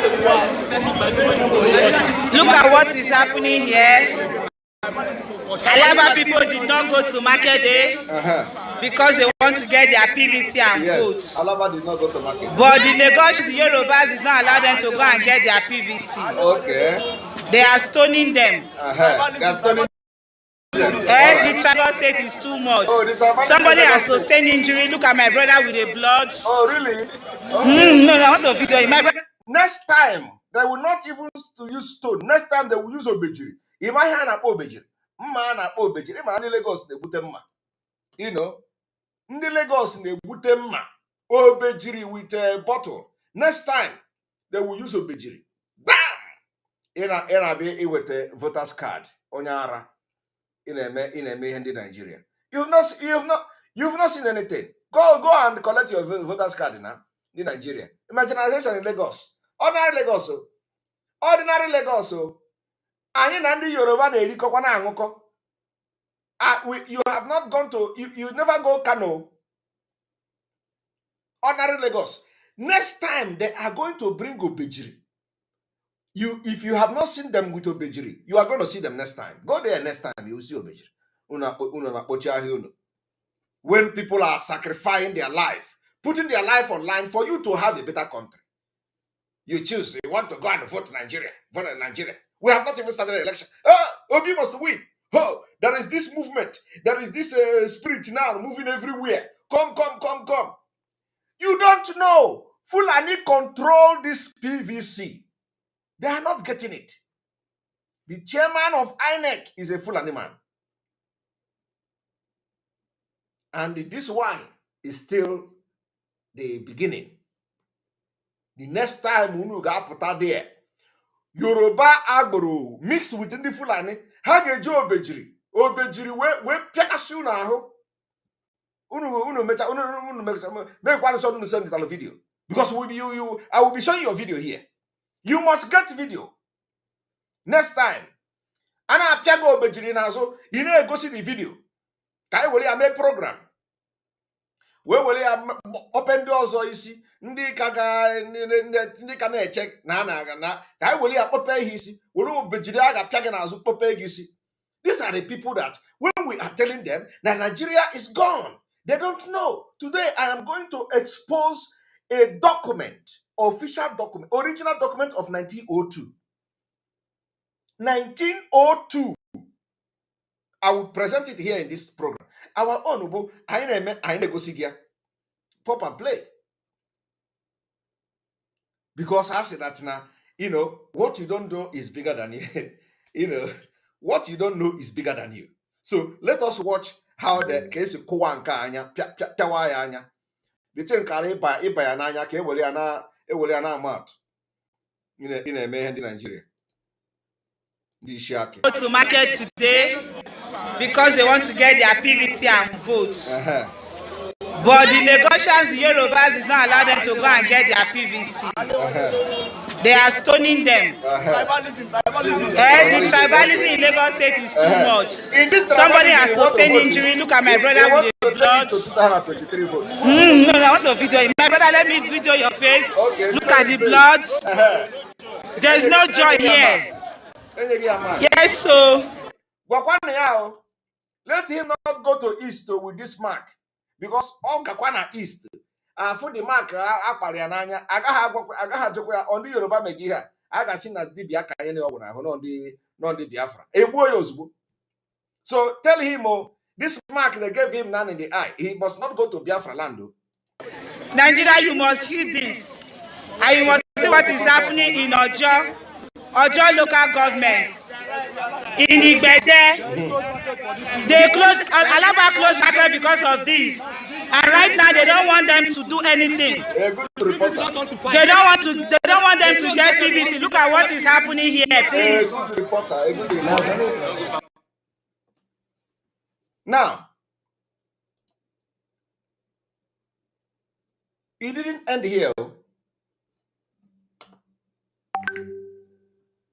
It didn't end here. They say marginalization. You can these are the people that will tell you, let us try P2B. P2B is coming. P2B is coming. Hey, Jesus Christ. Chai, what a foolish people. I want you to pay attention to one thing.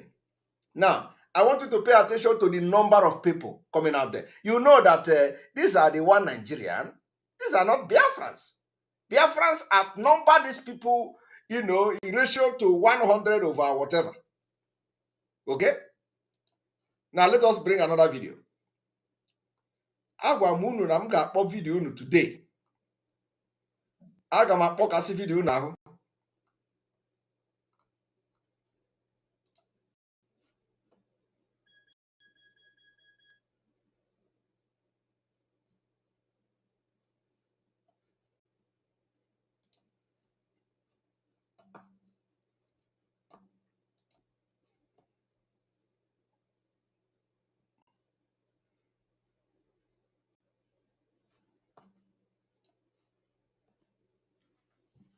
We are refreshing the system.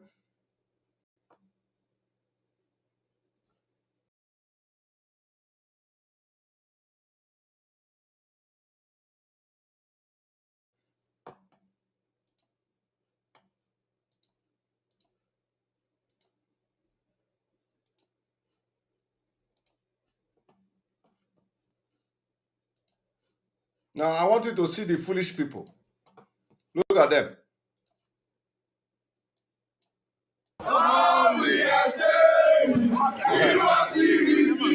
Okay. This is not election yet, though. This is not election, though.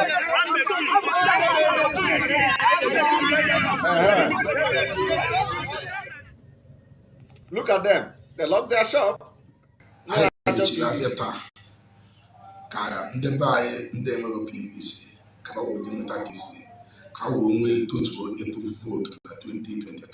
Akụkọ.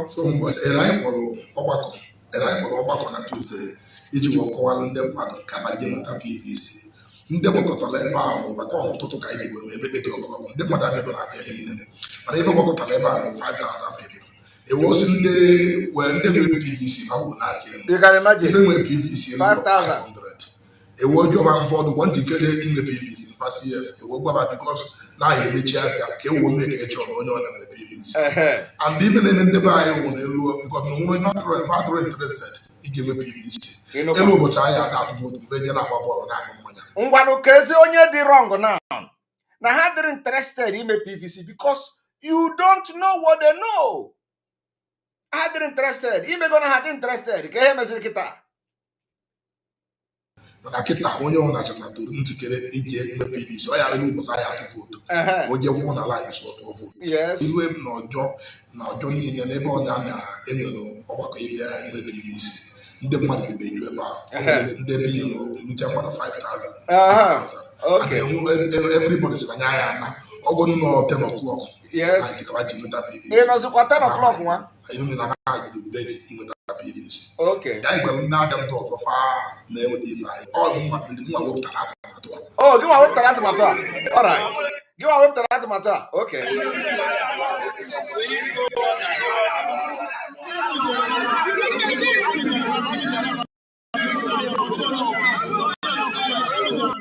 Ebunu ga-anọnwụ na sit at home. We are going to order you people to sit at home.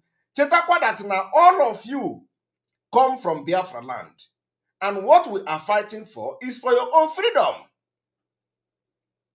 And did you know the kind of message you would have sent to the international community that you also observe sit at home in solidarity with people back home, with your mothers, your grandfather, and your children, your siblings, the people you left back home in Biafra land, in solidarity with them, in solidarity with Mazen Nnamdi Kanu, in solidarity with the people that paid the biggest price for this Biafra since 1960 something. You sit in Lagos, which you resort in a heat like this. Heat and I'm baggy. Adulterated and one achagi, witchcraft and one achagi. You suit in a sweat. Na wrong with the Kanyana room with it.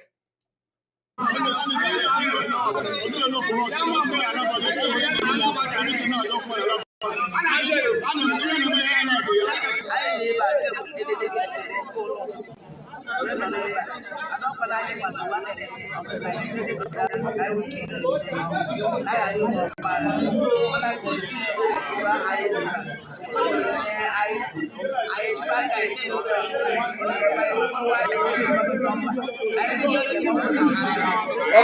na-achọ ịba na good book ndị Nigeria.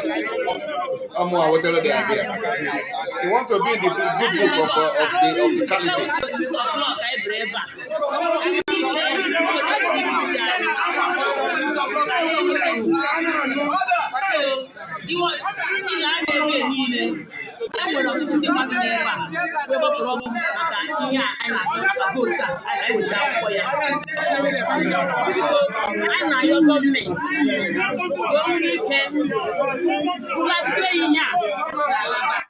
Now, somebody asked me, how manage? Somebody asked me a very important question. Somebody say, Simon, how manage? Good luck win election. This is a very good question. I want to answer this question. What is the question? Somebody asked the question now. Simon, how manage? Good luck. Because this person that asked this question is actually thinking deep now. Something is really going on in his mind. And it's a very good question. I want to answer that question, but I want to bring it to the screen. He said, Simon, how come good luck win election? I want to answer that question, but I want it to be on the screen. So please, can that person answer that question again? Because I can't see it here. The person said, Simon, how come good luck win election? I want to answer that question. It's very important. Because this question is very, very important question.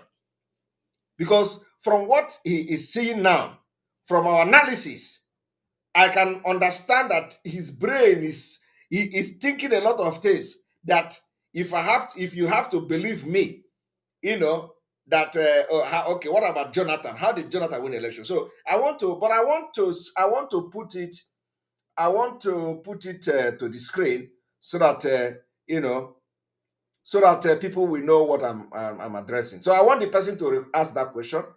How come Jonathan win election? It's very important. Okay. Now, let me tell you how Jonathan win election. No, the boys are thinking. That question is very legit question. Very, very important question. Because the guy is, okay, all right. I don't know whether you are the original person that asked the question, but at least, Simon, how come good luck Jonathan win election? Thank you very much. Now, the reason why good luck Jonathan won election was because Jonathan was the vice president to Yaradua. Yaradua died. They never wanted to tell Nigerians that Yaradua died. It was Desiane. It was what is the name? The one that assassinated the husband. What is the name again? Oh my goodness! What is the name? The name of our sister that was assassinated. He was the minister then. Is that the Minister of Information? Or what is the name? Dora Kunyeli. It was the Dora Kunyeli that revealed that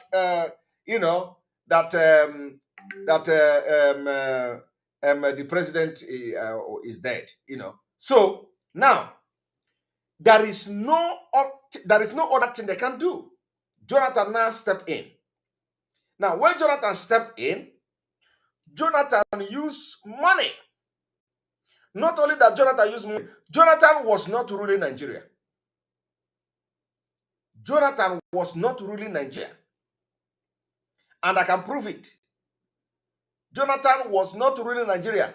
The Fulani went into agreement with Jonathan and told him, we are going to give you president, but you are going to rule for 4 years. And after these 4 years, you step down. That was the agreement. I am telling you before God and man. And they also told Jonathan that in these 4 years we are going to give you, you must protect the interest of the North. The time Jonathan tried to do something different from the agreement, appear from the National Assembly. When Jonathan began to grow wing, that, oh, I am the president, from the, that is why you people don't know. Jonathan did not build road in his own village. There is no road going to Otuoke. So Jonathan did not even remember that he come from Otuoke. Okay, Fulani took over Asorok. That is why when they are telling you about Obi will be, I am just laughing because they don't even know, they don't actually know what how the Nigeria work. The people, these people, how can these illiterates everywhere know what Nigeria is all about? They don't know how Nigeria work. Nigeria is a mess. Peter Obi become president today. Peter Obi need the National Assembly to lead Nigeria forward. And the people from the North have a different agenda. It is not to make Nigeria go forward. It is for Fulani agenda. So anything that the president is going to do, the National Assembly will fight it. That was what happened to Jonathan. So the agreement was Jonathan will go for 4 years. So once you have this agreement with them, bam, they are going to give you power. Okay? So they gave Jonathan power. It is not winning. That was why I was doing like this when Jonathan win election. Jonathan did not win election. They gave Jonathan power. There is difference between giving power and winning election. Now, after 4 years, after the 4 years plus 2 years of acting president, which the agreement expired, Jonathan wanted to use the presidential power, but he is helpless. The people that he have in strategic positions that could influence him winning are all Fulanis. Fulani was Jega. Jega is a Fulani. Fulani was the custom. Fulani was the army. Fulani was the police. Fulani was the immigration. Fulani everywhere. Fulani in the National Assembly. In everywhere, Fulani. So Jonathan wanted to use the presidential power to win the election. He cannot win the election because the people that will make him to win the election are all Fulanis. So with all the presidential power, they pronounce him a loser. That was what Jega did. Jega pronounced Jonathan a loser. And all of you watching me today know what could have happened if Jonathan decided to do strong head. Nigeria would have been divided by now. We would have fought civil war. And I don't think that civil war would have lasted for 10 years. That was what happened. So Jonathan didn't win election. They gave him power. And I want Biafrans to pay attention to what I'm saying today. That is the reason why the Igbos are begging. It is our turn. Because ordinarily, the Igbos know they can never win election in Nigeria. That is why they are telling the North it is our turn. So this thing you see Peter Obi doing now, every sensible person from Igbo land knows that Peter Obi is wasting time. Somebody also said about constitution. Constitution is secondary. Constitution is the constitution that the National Assembly is operating on. So it is secondary. You say that constitution is going to cripple Peter Obi. Is constitution crippling the Buhari now? Stop. You people should stop saying about constitution. Constitution is secondary. Constitution did not cripple Buhari. Constitution did not stop Buhari from giving veto power to many things. So why are you talking about constitution? Constitution is only against you, not them. So it is not constitution. Constitution is not problem now to Buhari. Constitution is never problem to Yaradua. Constitution is not going to be problem to if anybody comes now to Nigeria, election take place next year, and a Fulani man become the president. If Atiku become the president, Constitution will never be a problem to Atiku. That is what some of you don't know. And for you to, that is why you should be listening to us, because we studied Nigeria and we study how to divide Nigeria. We study also how to destroy Nigeria with civil disobedience. And we are going to do it. So Nigeria is evil. So when you say Jonathan win election, he never win election. They gave him power. And I want you to also pay attention to when they say, not to give you power. We gave you power. It is the reality they gave. You don't win. So if P2P is going to become a president, he must align himself with a party, a political party that are modernized, for them to give him power, not to win election. So, and even if they give him the power, they control him through the National Assembly and, of course, through the Constitution. So P2P will not even build, even construct one road in Anambra State if he become president. Why should I know all these things? Why should I know all these things that I am very, very sure of? And I will now come and start preaching one Nigeria. Never. Why should I know all these things and I will tell you, go and get your PVC to vote? It means that I'm deceiving myself and deceiving you. And that is why we are teaching you every day. Now, listen to them.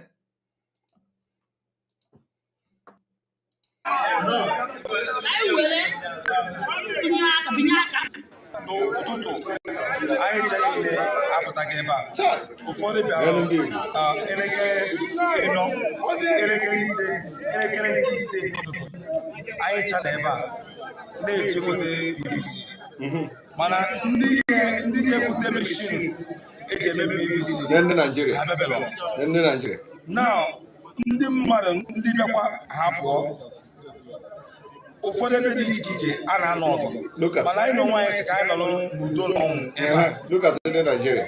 Look at them. Very useless people. I want another place that so every mmadụ ebe a ka enwere a lot of crowd. So I chọrọ ịga ebe ahụ ndị mmadụ pụtasị na ndị anyị naghị eji akụkọ machine eji emere dị ebe a ọwụ n'ụlọ. So I won't have to end them and capital.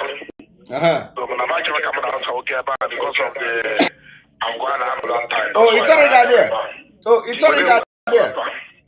It's already there because of Ogwana there. You sent them and in Abazi also. You send them to go and get voters card in Abazi also. And I call her Chakandum. Now I call her Bandum. In Abazi also. What traditional Mukeri? Chakandum. And I call her Chakandum. I come out there Chakandum. Ebaboso. The strong good of Alaba. Are you traveling? Give us PVC. Give us PVC. You can imagine. And what you see happening now,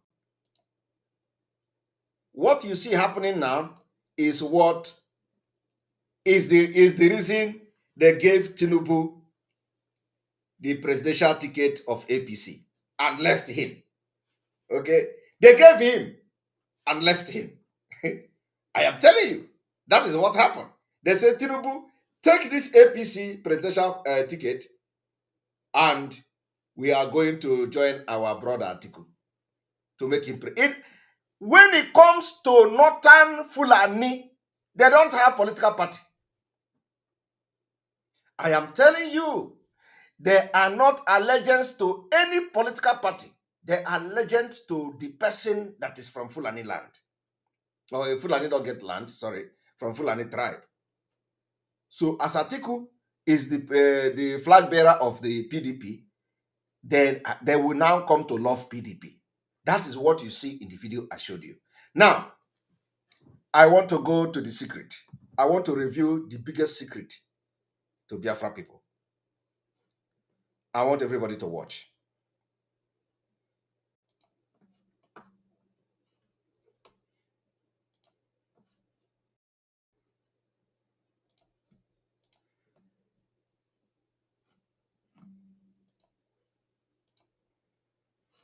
You are looking at original document. Kejo, thank you very much for your super chat. We appreciate you. Ezoku Bondo, Master Simon, you are God sent. Biafra restoration, remain blessed and strong. Thank you very much. We appreciate you. Now, I want you all to look at this. This is original document. Look at it. It says colonial report. We are bringing original documents to you. Colonial report, annual report, Northern Nigeria, report of 1902. For you to know Nigeria, you need to go to school, study history, do research, dig secret document. Look at it. 1902 document is here. So we are not joking. This is a report for 1901, and this report, as you can see, 1902. As you can see it, 1902 here. We need to zoom it.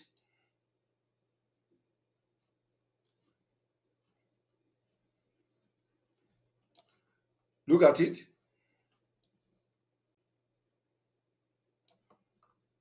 (1902). Here you see for report for 1901. This is 1901.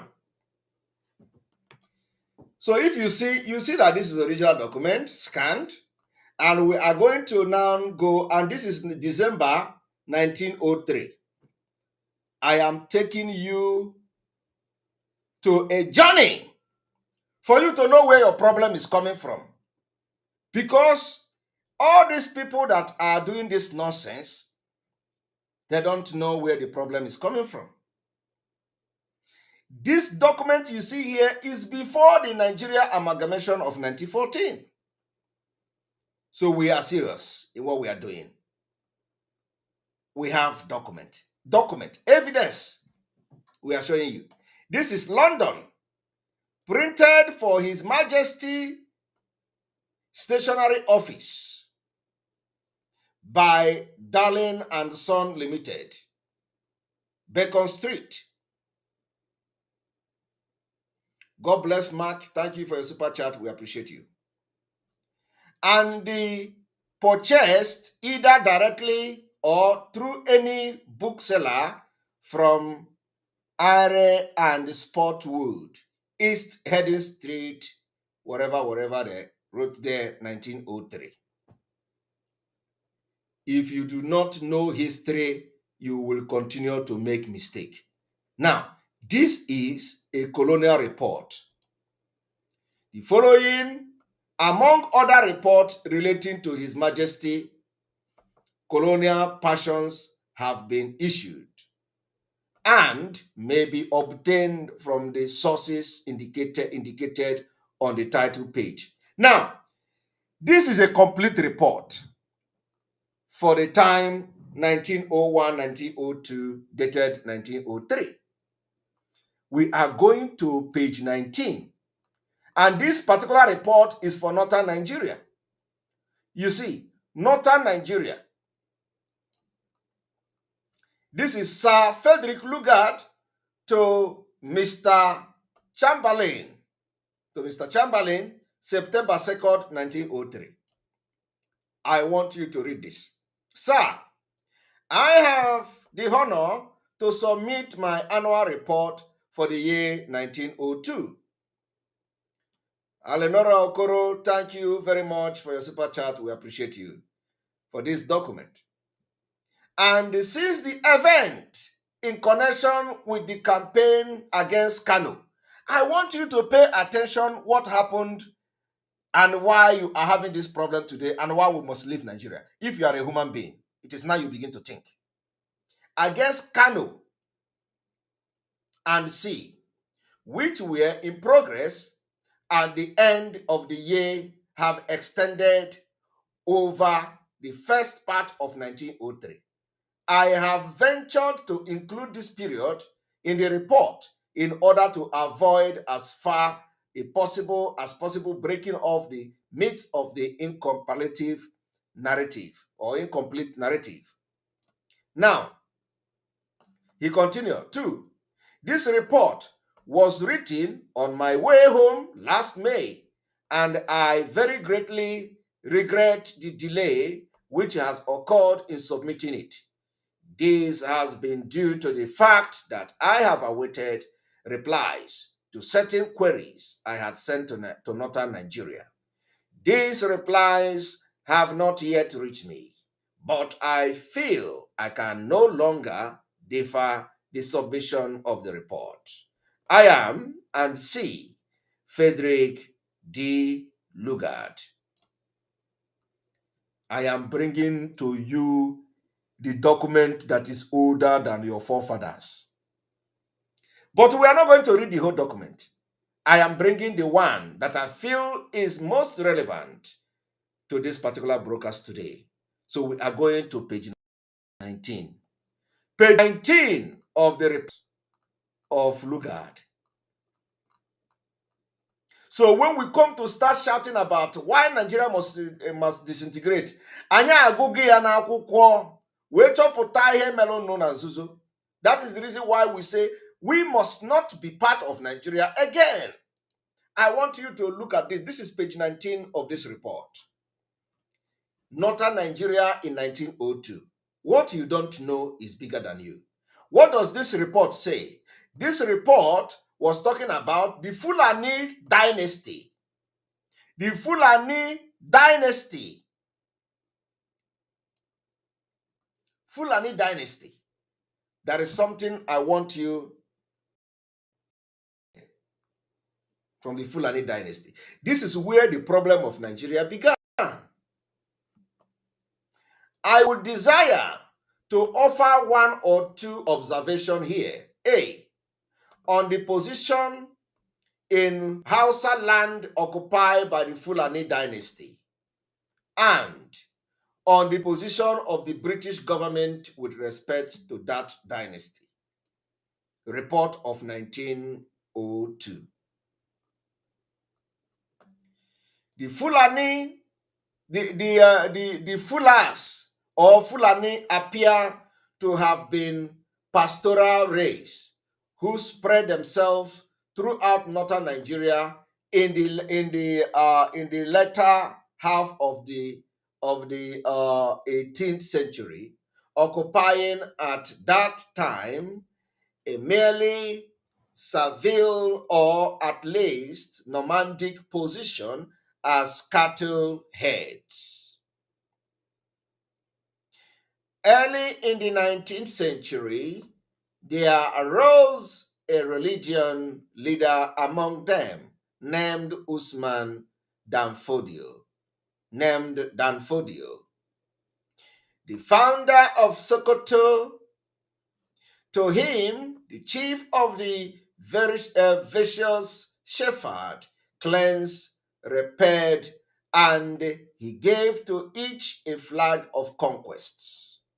I want you people to listen to what I'm doing today. Armed with his sacred symbol and inspired by a fanatical zeal, each chief led his clan to victory.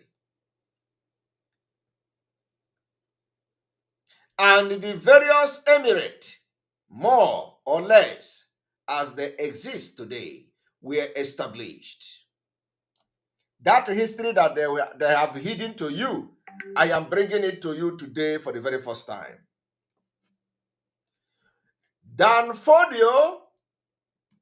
This is first-hand information. That thing that was hidden to you, for many years, you are now listening to it because you need to open your brain to know why election must not take place again.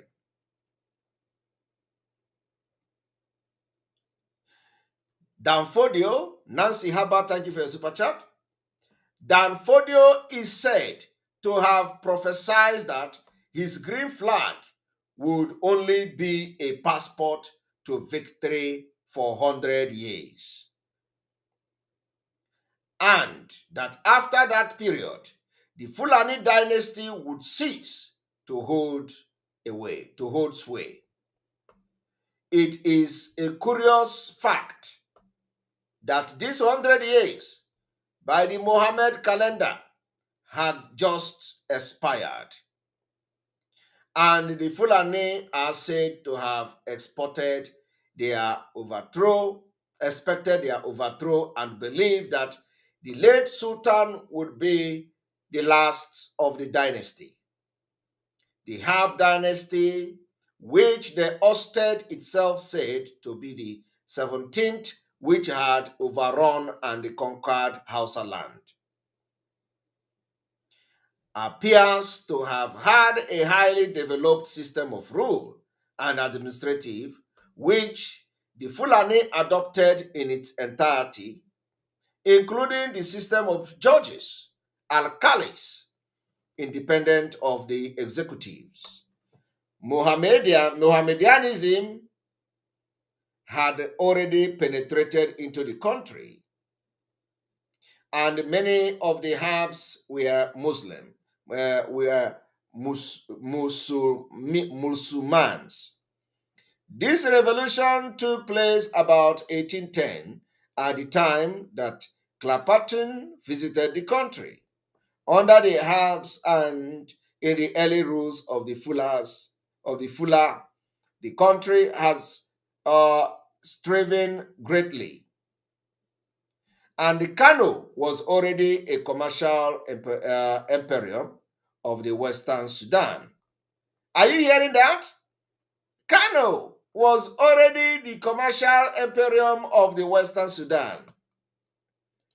When the Bat reached Hausa land in 1851, he described it as the most densely populated country in all Africa, and its population was estimated from 30 to 50 million.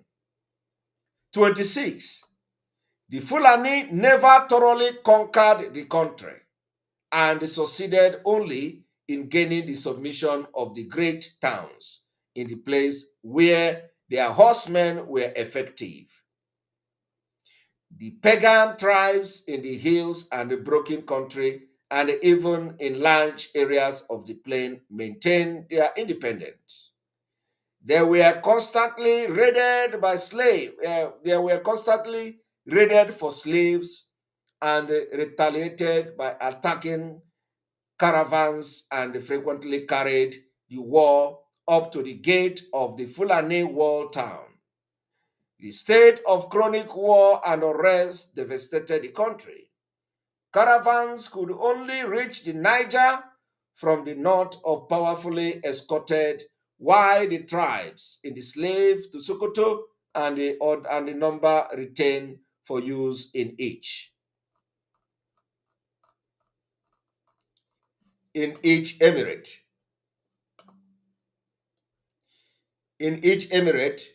Led to the depopulation of the country, not merely by reason of the number captured, vast as they were, but by the number killed in this raid or left to starve in the bush.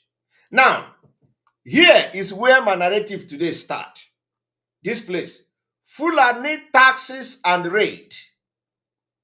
This is where my own teaching today starts. In fact, in this page is what I want to tell you today. Only this page.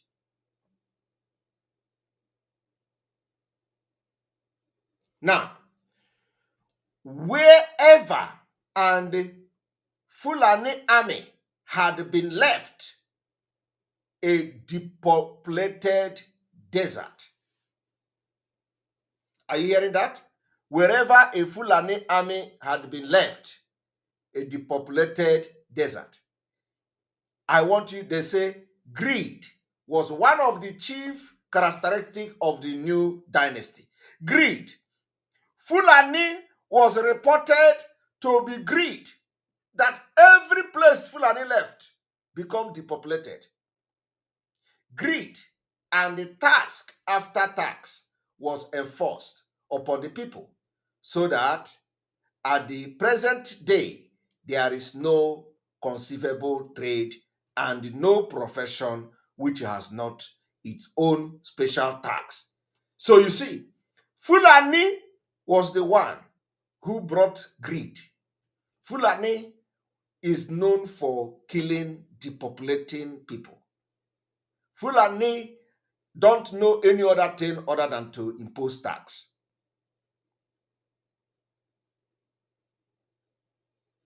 Somebody say I should make the write-up big.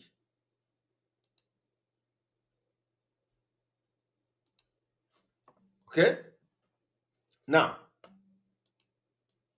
every form of handcraft, the dyeers, the waves, the blacksmith, etc., was taxed. Even the collectors of honey in the wood paid their doles to the chief Fulanis and their exit. Thank you, the Nesco one, for your super chat. We appreciate you. I believe a complete system of debt duties, though only some 80 or 90 years have passed since the Fulani conquest. The descendants, which was already apparent in the time of the Bat, had reached its extreme. Adaigo Mwawa, thank you for your super chat. Appreciate you. Have reached to its extreme before the end of the 19th century. Pay attention to what Fulani brought to Nigeria. Amalgamation. Bribery here. Corruption. This Nigeria you see today, the people that brought bribery and corruption are the Fulanis. Bribery, corruption, and extortion marked the so-called administration of the justice of Fulani, whilst the multiplication of the harems and the growth of the large class of idle princes led the nepotism, and the growth, the nepotism and the imposition of tax after tax to meet the necessities of the rulers and their idle son and relatives. Everything you see in Nigeria today were brought in by Fulani. Fulani brought bribery. Fulani brought corruption. Fulani brought extortion of money. Fulani brought taxation. Fulani brought nepotism. The same thing they practice today. That is why somebody with a very low grade in school will become the Inspector General of Police.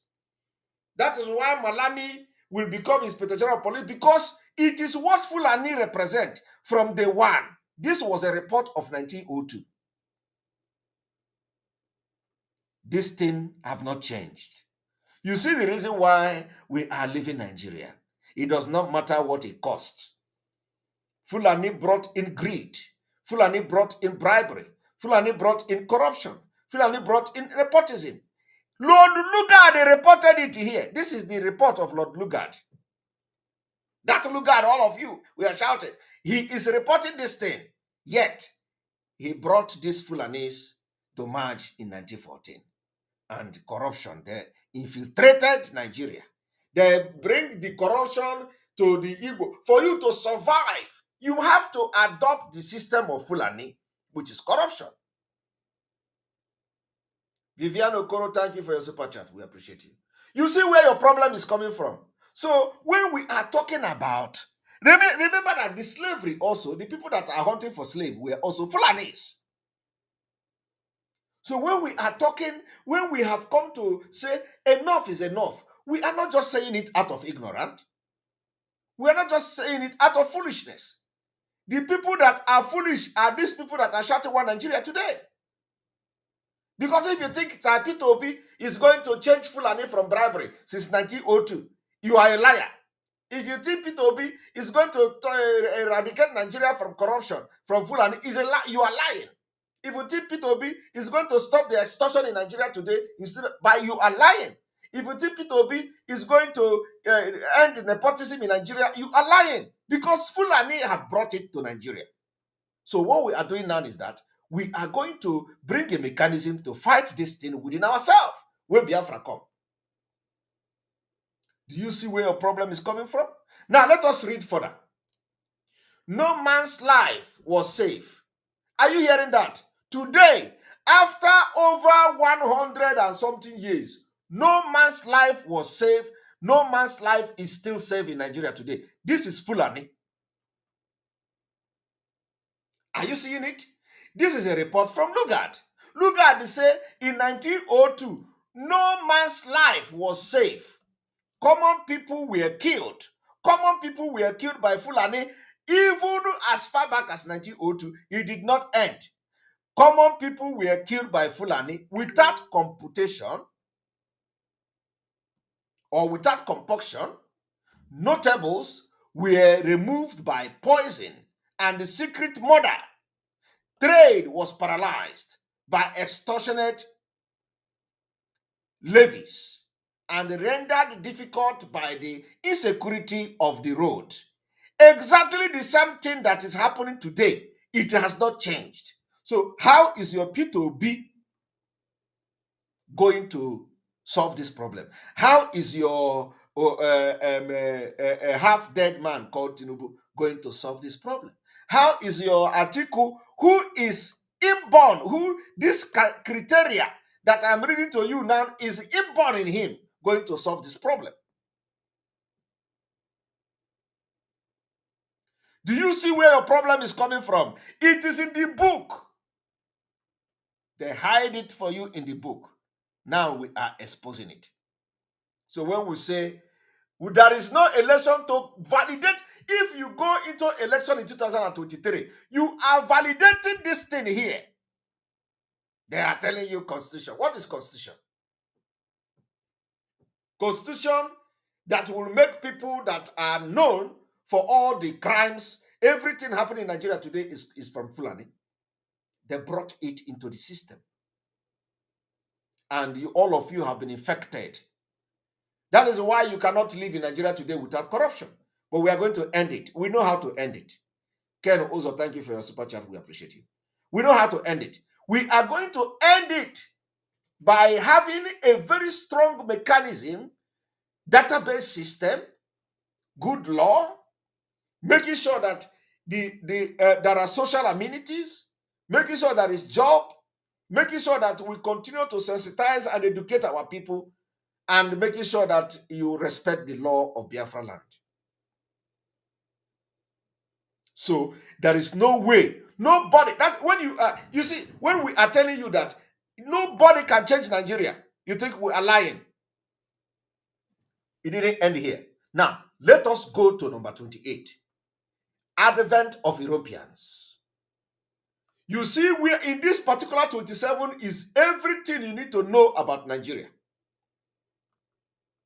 Let me read it again for the last time. Lord Lugard reported annual report of 1902.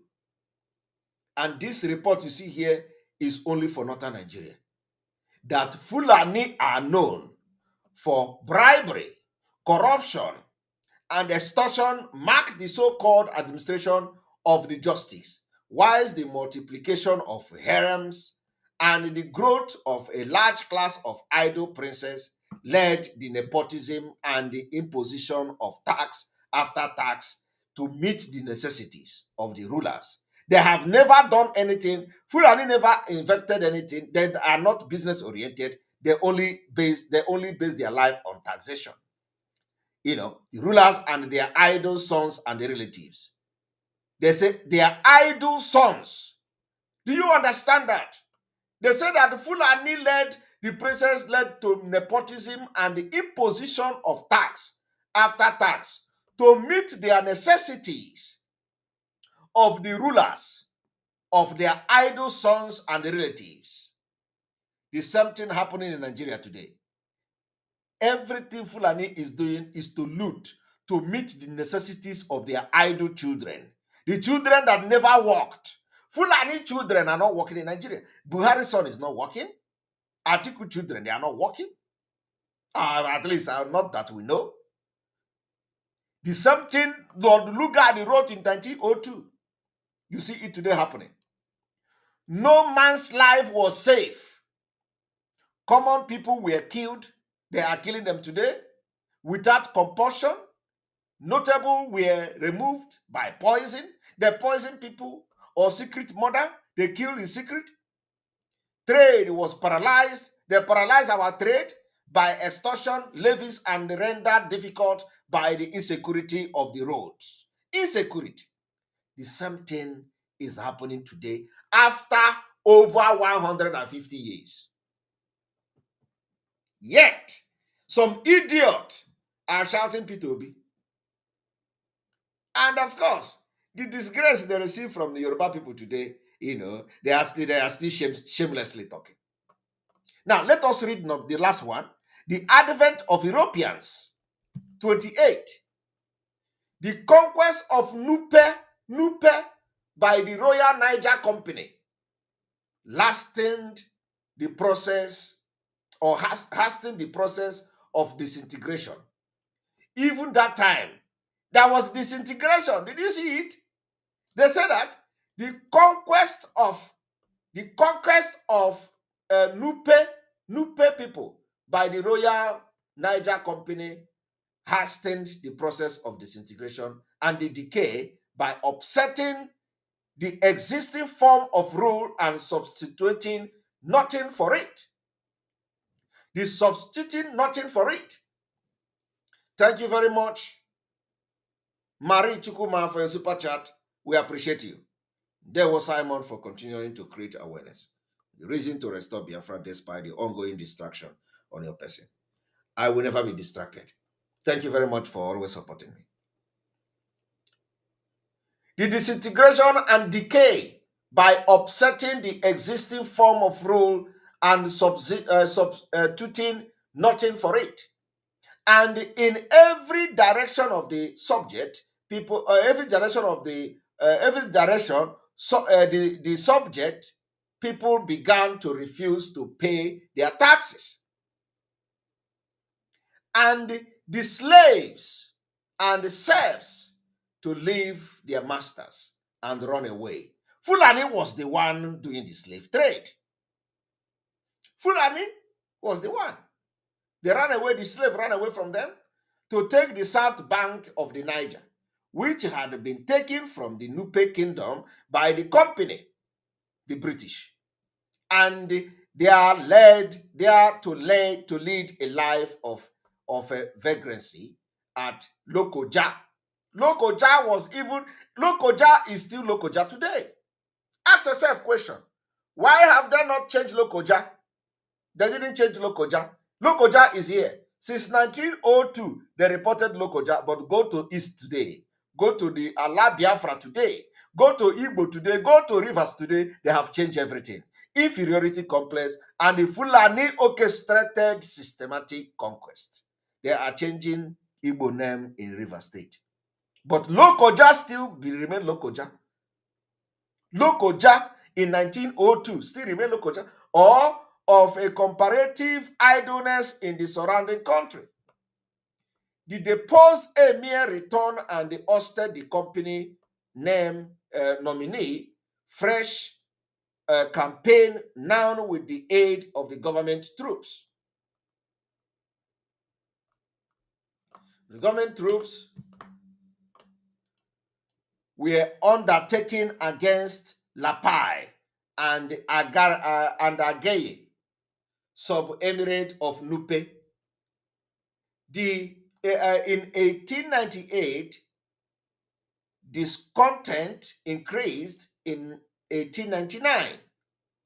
And when the transfer to government took place in 1900, the emir of Nupe, unable to control his people and driven to desperation by the loss of the farm, slaves, and of his revenue, allied himself with the arrogant fighting chief of Kontagora.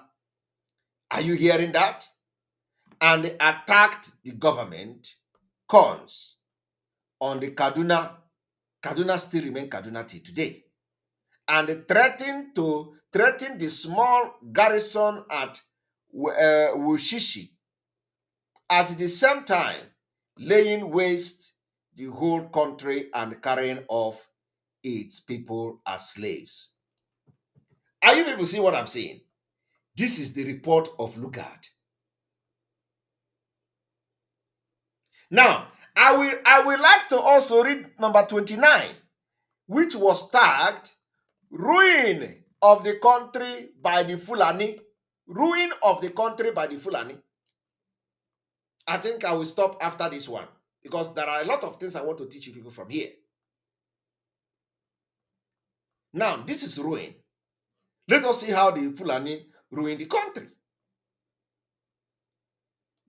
It is improbable that the dynasty could have lasted long, even had it collapsed, not been too accelerated for the passion of the Fulani for slave raiding had, as I have described, denuded the country of the population. And as slaves become more difficult to procure, as slaves become more difficult for Fulani to procure from the old hunting ground, the rural population, even of the Fulani tributary province, were harried and destroyed. The truly awful dissolution and destruction of life caused by this slave raiding is apparent today in every direction. They come to get slaves, they destroy everything. The same thing they are doing today. The same thing, the same life that is in Nigeria today. That is why they can come to Benue to destroy everything, destroy lives. The same thing, hunting for human being. Today, they are not hunting for human being. They are hunting for your land, your ancestral land. Enormous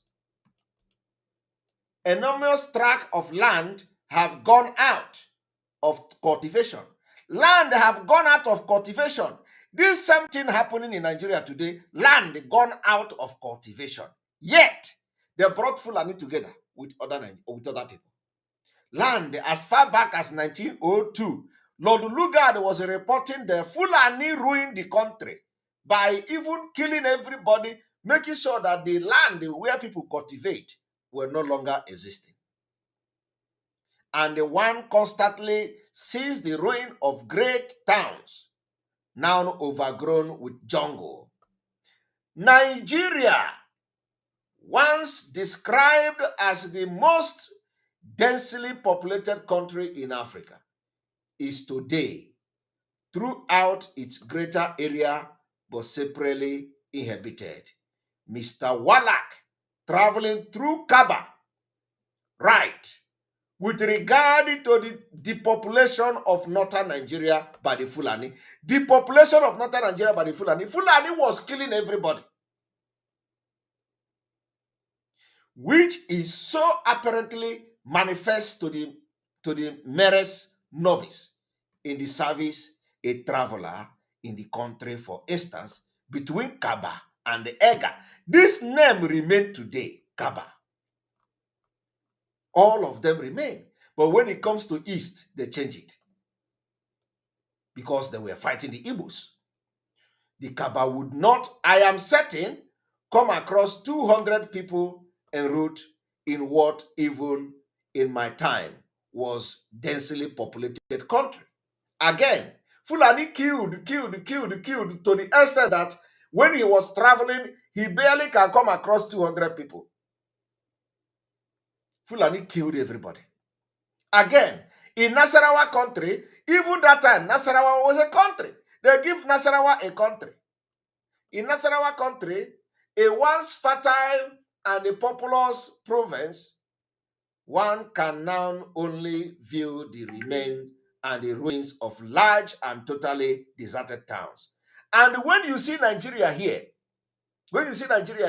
you find out that they even gave the something, one of the country, Nigeria. Then, bearing witness to the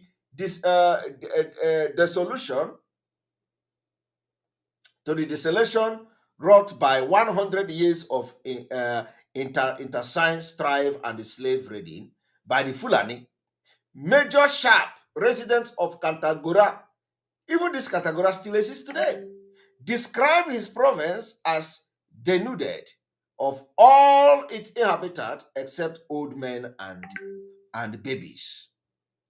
They all ran away for their life, except old men and babies.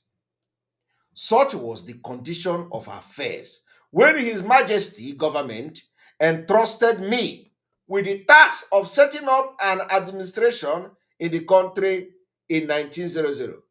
Already, the Fulani rule was descendant and its decay had been greatly accelerated by the advent of Europeans.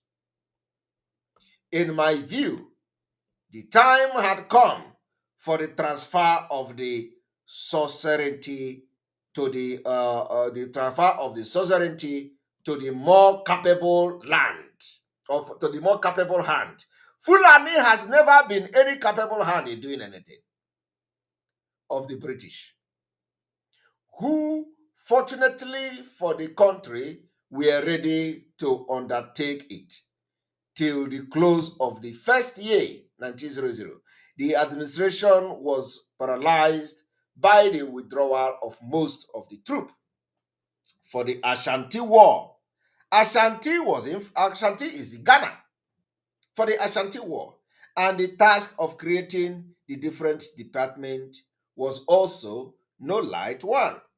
But before I returned to England, early in 1901, I had been able to put a stop to the depredation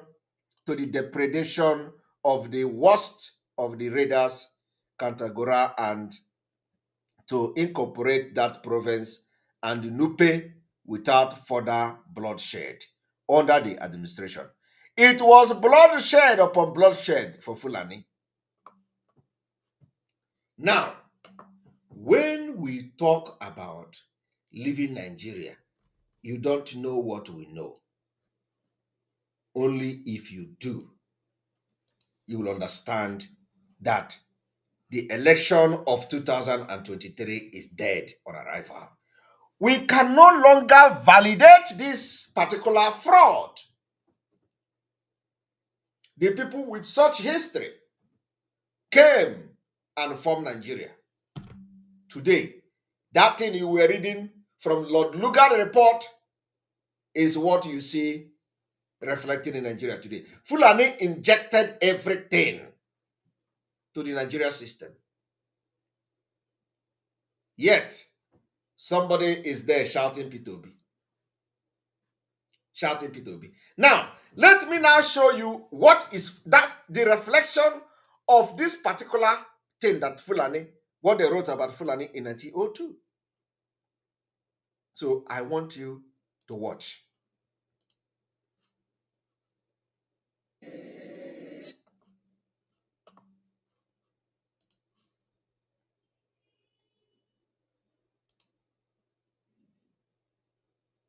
Kenzo, thank you very much for your super chat. We appreciate you.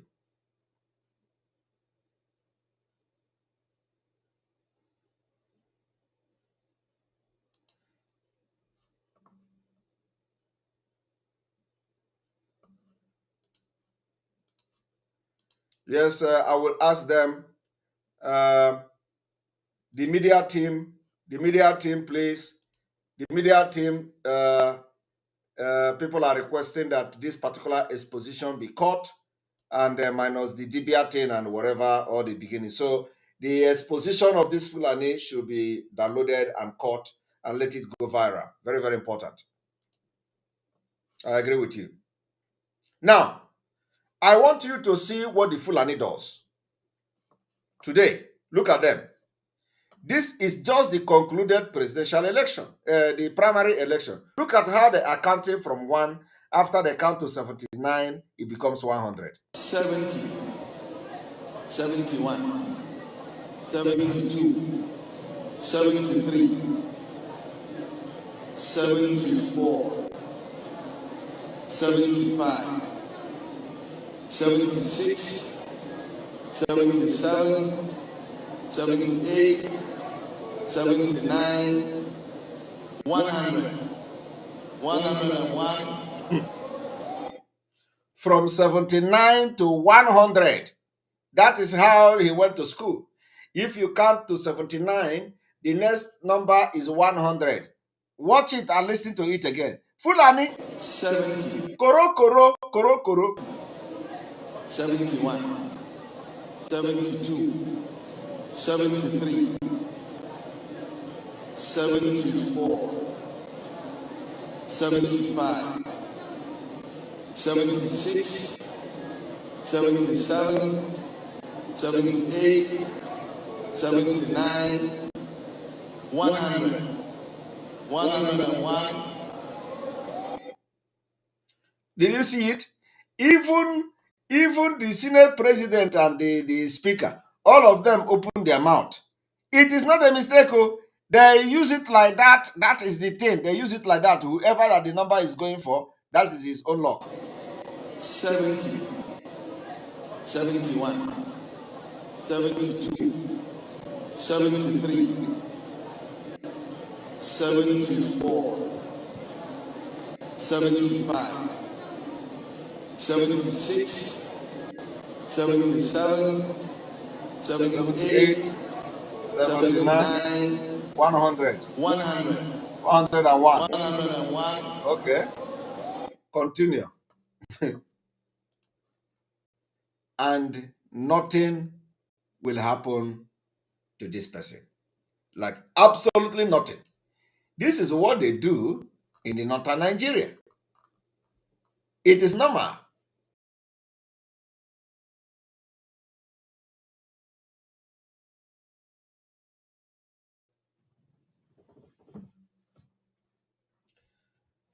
Now we have finished the second stage of why there will be no election in Biafra land.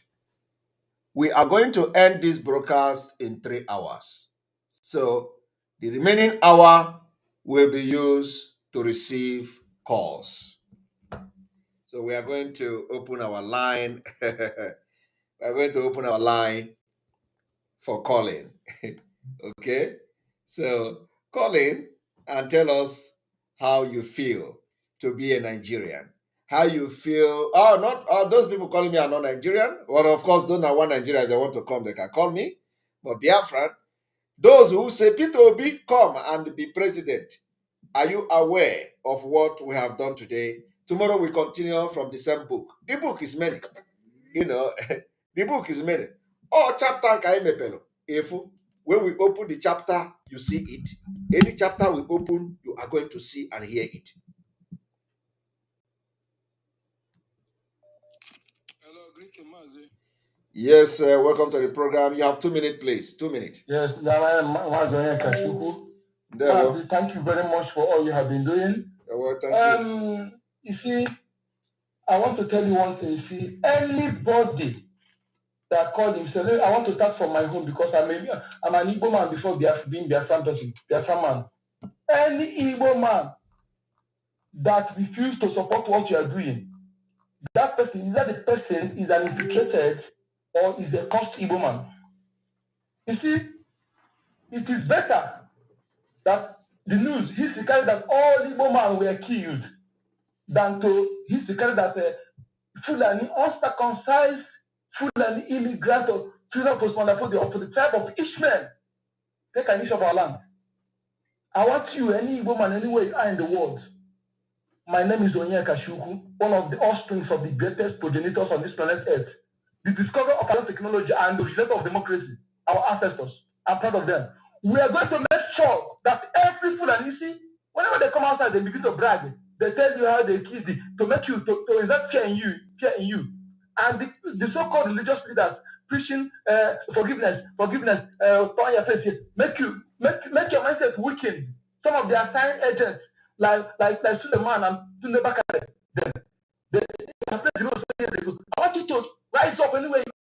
Better you stay at house and buy weapons. It's better you stay at house and buy weapons. No more hiding it. We're going to kill these immigrants.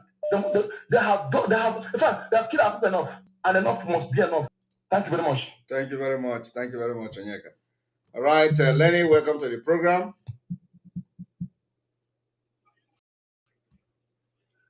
Welcome to the program. Hello. Hello. Hello. Hello. Go ahead. Mars, good evening. Good evening from here. Yeah. Thank you, Mars. With the exposition that you just did now, reflects. It shows how our people got it wrong.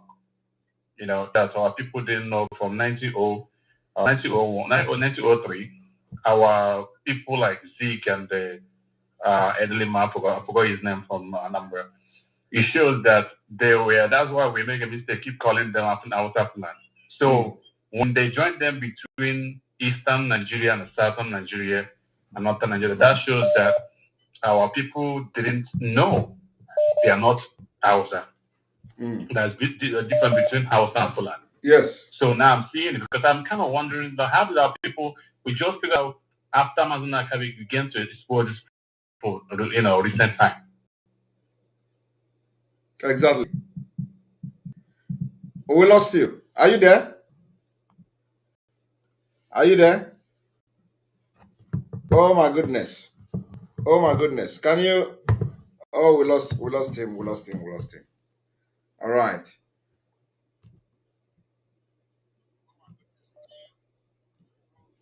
Yes, sir. Welcome to the program. Nyako nyiro ne chanya se na odoro nkondewo. Ndewo nwanne.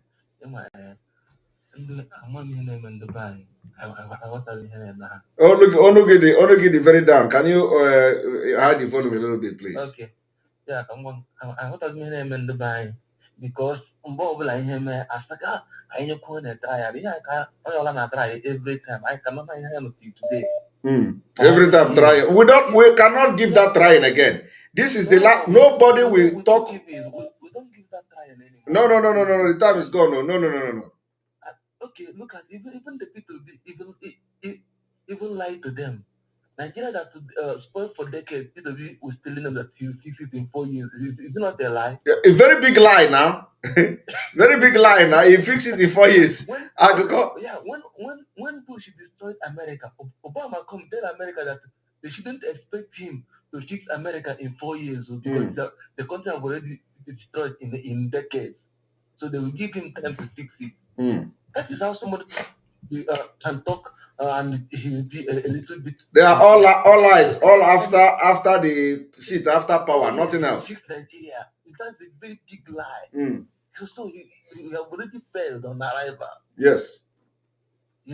So nobody should go for that food. We are not trying anymore. We are going home. Let us divide. Everybody go his way. Thank you very much. Thank you very much. You say, amen. Thank you very much. Thank you. All right. Please do not call directly Welcome to the program. Good evening, Mazi Simon Ekpa. Good evening, sir. Good evening from here. Ndewo. You're welcome. Thank you, sir. Thank you.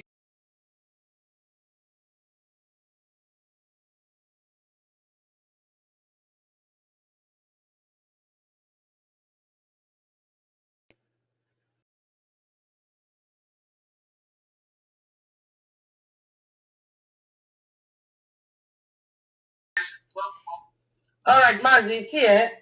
I want to suggest something. I don't know. See, since there is not going to be election in our land, is there any way we can send this Fulani out of our land? Because we remember the time that man in Aso Rock came to Owerri. They used the Fulani people to welcome him like as if Igbo people are welcoming him. Is there any way we can send these people out before that 2020? Because they are everywhere in our land. They can still use them to cast the vote in our land. So, Tom Prince doesn't know if you are from Biafra land or you're a Fulani. Because our Nigeria is very corrupt. That is my opinion. I don't know. Because we don't really want to vote. So we don't want to election. And they will do anything to make sure the election will hold through these people. I remember somebody told me the other day that they will call them in Port Harcourt. They will tell them to be Tom Princeton. You see? So they can still use these people to do the same work. All right, we have had the opinion. Thank you very much. Thank you very much, sir.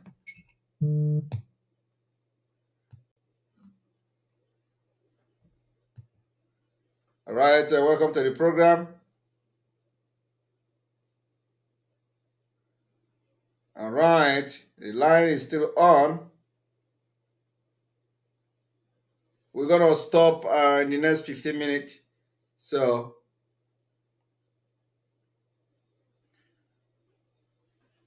which computer crashed? Computer didn't crash. Yeah,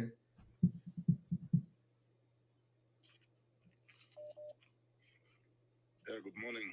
Yes, good morning from here. Good morning. There, what?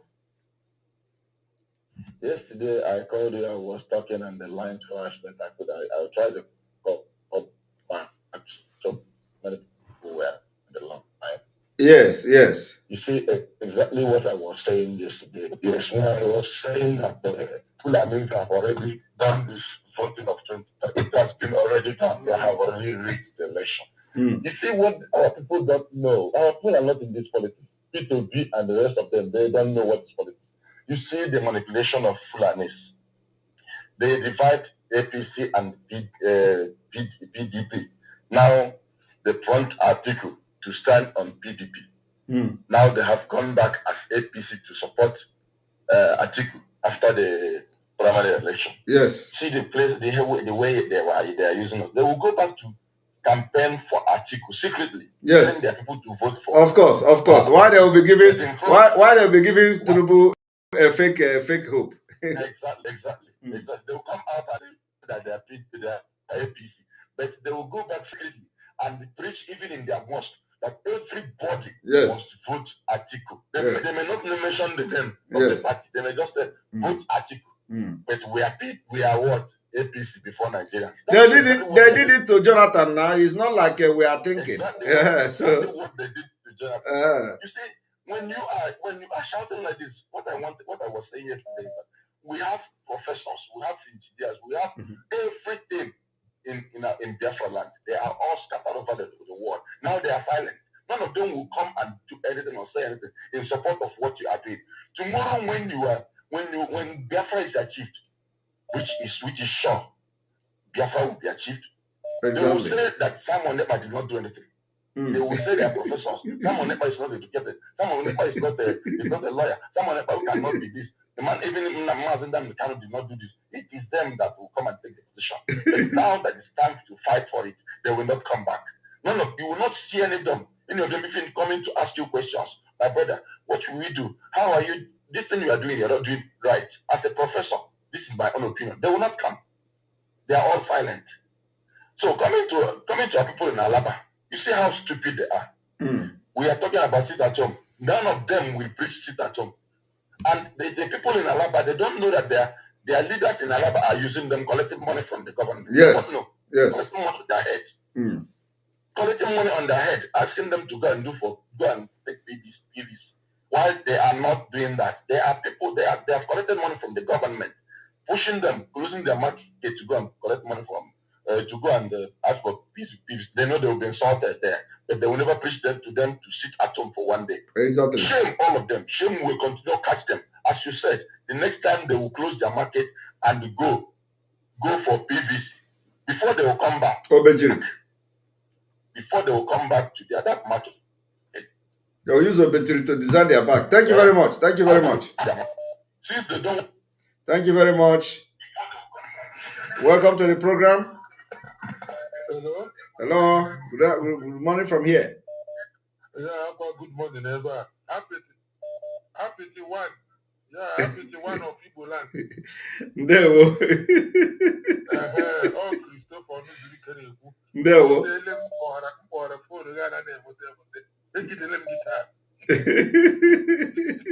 Happy to one. Oh, him they do it.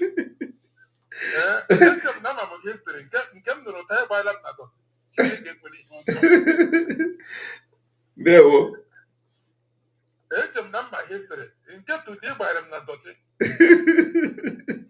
Nke a bụ direct document from Lord Lugard.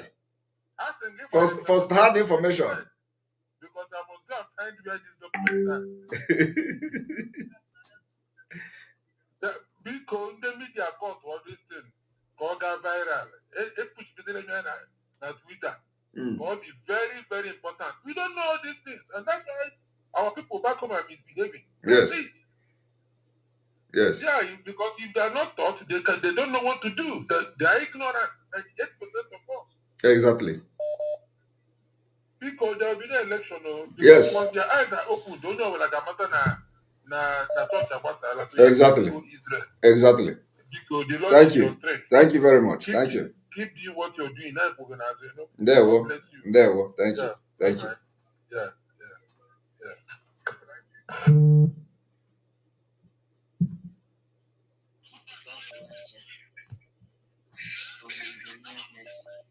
Welcome to the program.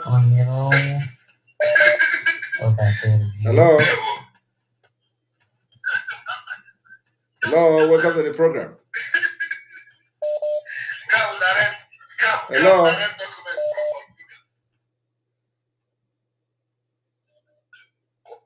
Welcome to the program. How are you? I'm doing very fine. Morning from here. Okay. Yeah, thank you. I'm very happy for what you're doing, and I'm a history student also. So, man, I got most of those things, but can you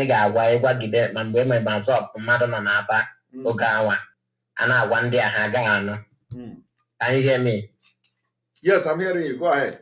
Okay, so most of those things, man, I could get a big but my dad and Bonnie Merimo and all those things because our family we fought, even my dad and the senior brother and Butcher, their fan soldier. So the FMGJ school, that FMGJ school, my West Dictionary, and most of those documents are only Zoom because we those system, chooses those system. Right then. So let me talk. Say in my there are other things. Most of those things people put on Twitter.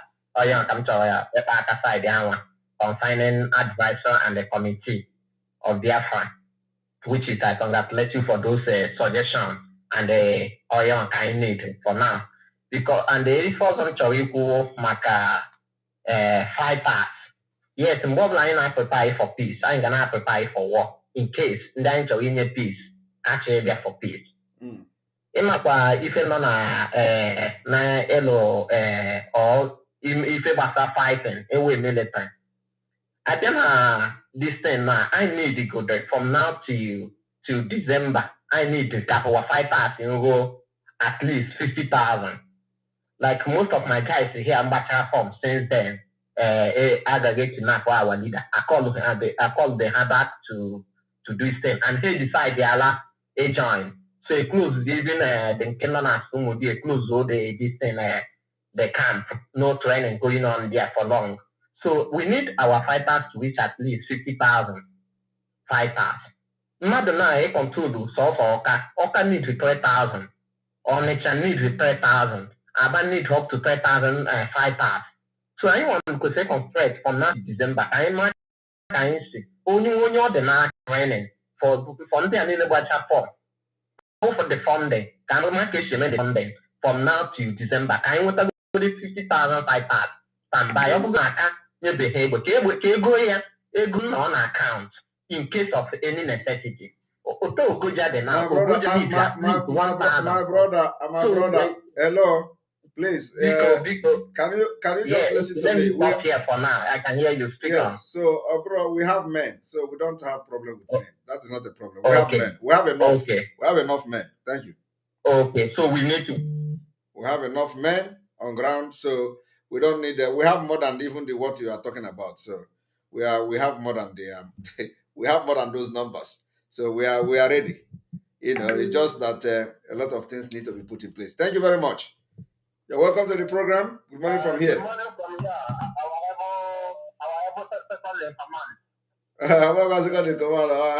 I'm a Biafra. They say I'm a Biafra spokesperson. So you're welcome to the program. Ndewo.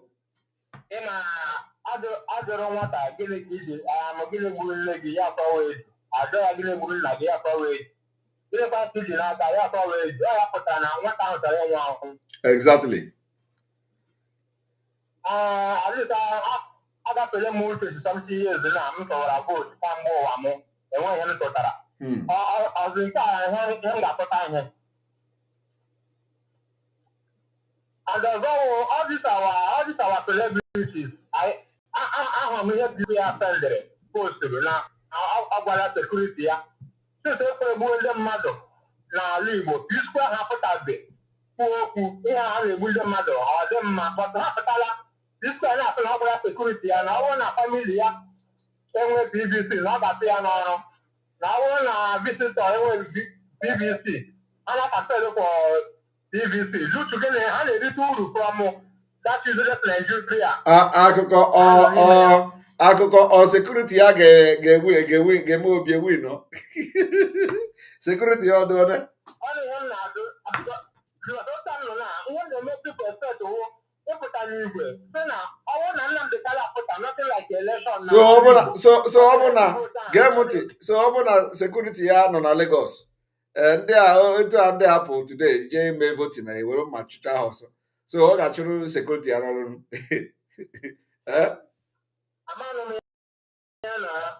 ọ ndị enwe ha akọ na echiche ịma ha niile nwetara ọrụ na Lagos nweta mmasị na Lagos apụghị ala Igbo ha bọtụ ọdụ steeti onye ndị Yoruba aga-eweta ụlọ niile ha ọrụ iberibe Davido ji ego Wizkid ji ego bọtụ Davido enweghị nwa single plot n'ala Igbo ọ na-enwe plot n'ala Igbo embasa nọ n'ala Igbo nke port ji anọ n'ala Igbo how many foreign companies ka ịfụ na Igbo nke o ji enwe ụlọ dị ebe ihe na-eme ka a na-enwe ụlọ na a na-enwe ụlọ n'ala Igbo enwe embasa ihe na-eme dị m mma n'ahụ no election n'ala Igbo no election ọ bụ na anyị ga-egbuchiwa ha straight away onwe ha na-egbuchi na ha ga-eji aka ha gbuo onwe ha thank you very much. All right, we are going to end in 3 minutes time. I think this is going to be the last caller. Welcome to the program. Good evening from here.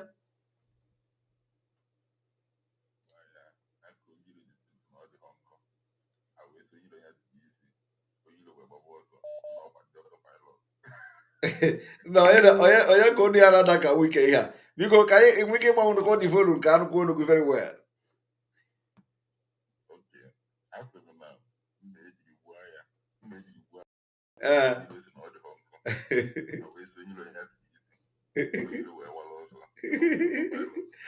Mana ha ekwetego ndewo. Thank you so much. You're doing a very nice job.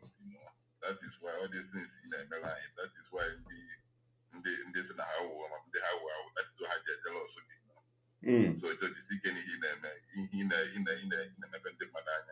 open our eyes a lot. Thank you so much. I'm up on your program, but I'm playing since 2 years now anyway. Wow. There. Well, thank you very much. Thank you very much for calling. I appreciate it. Yes. We do.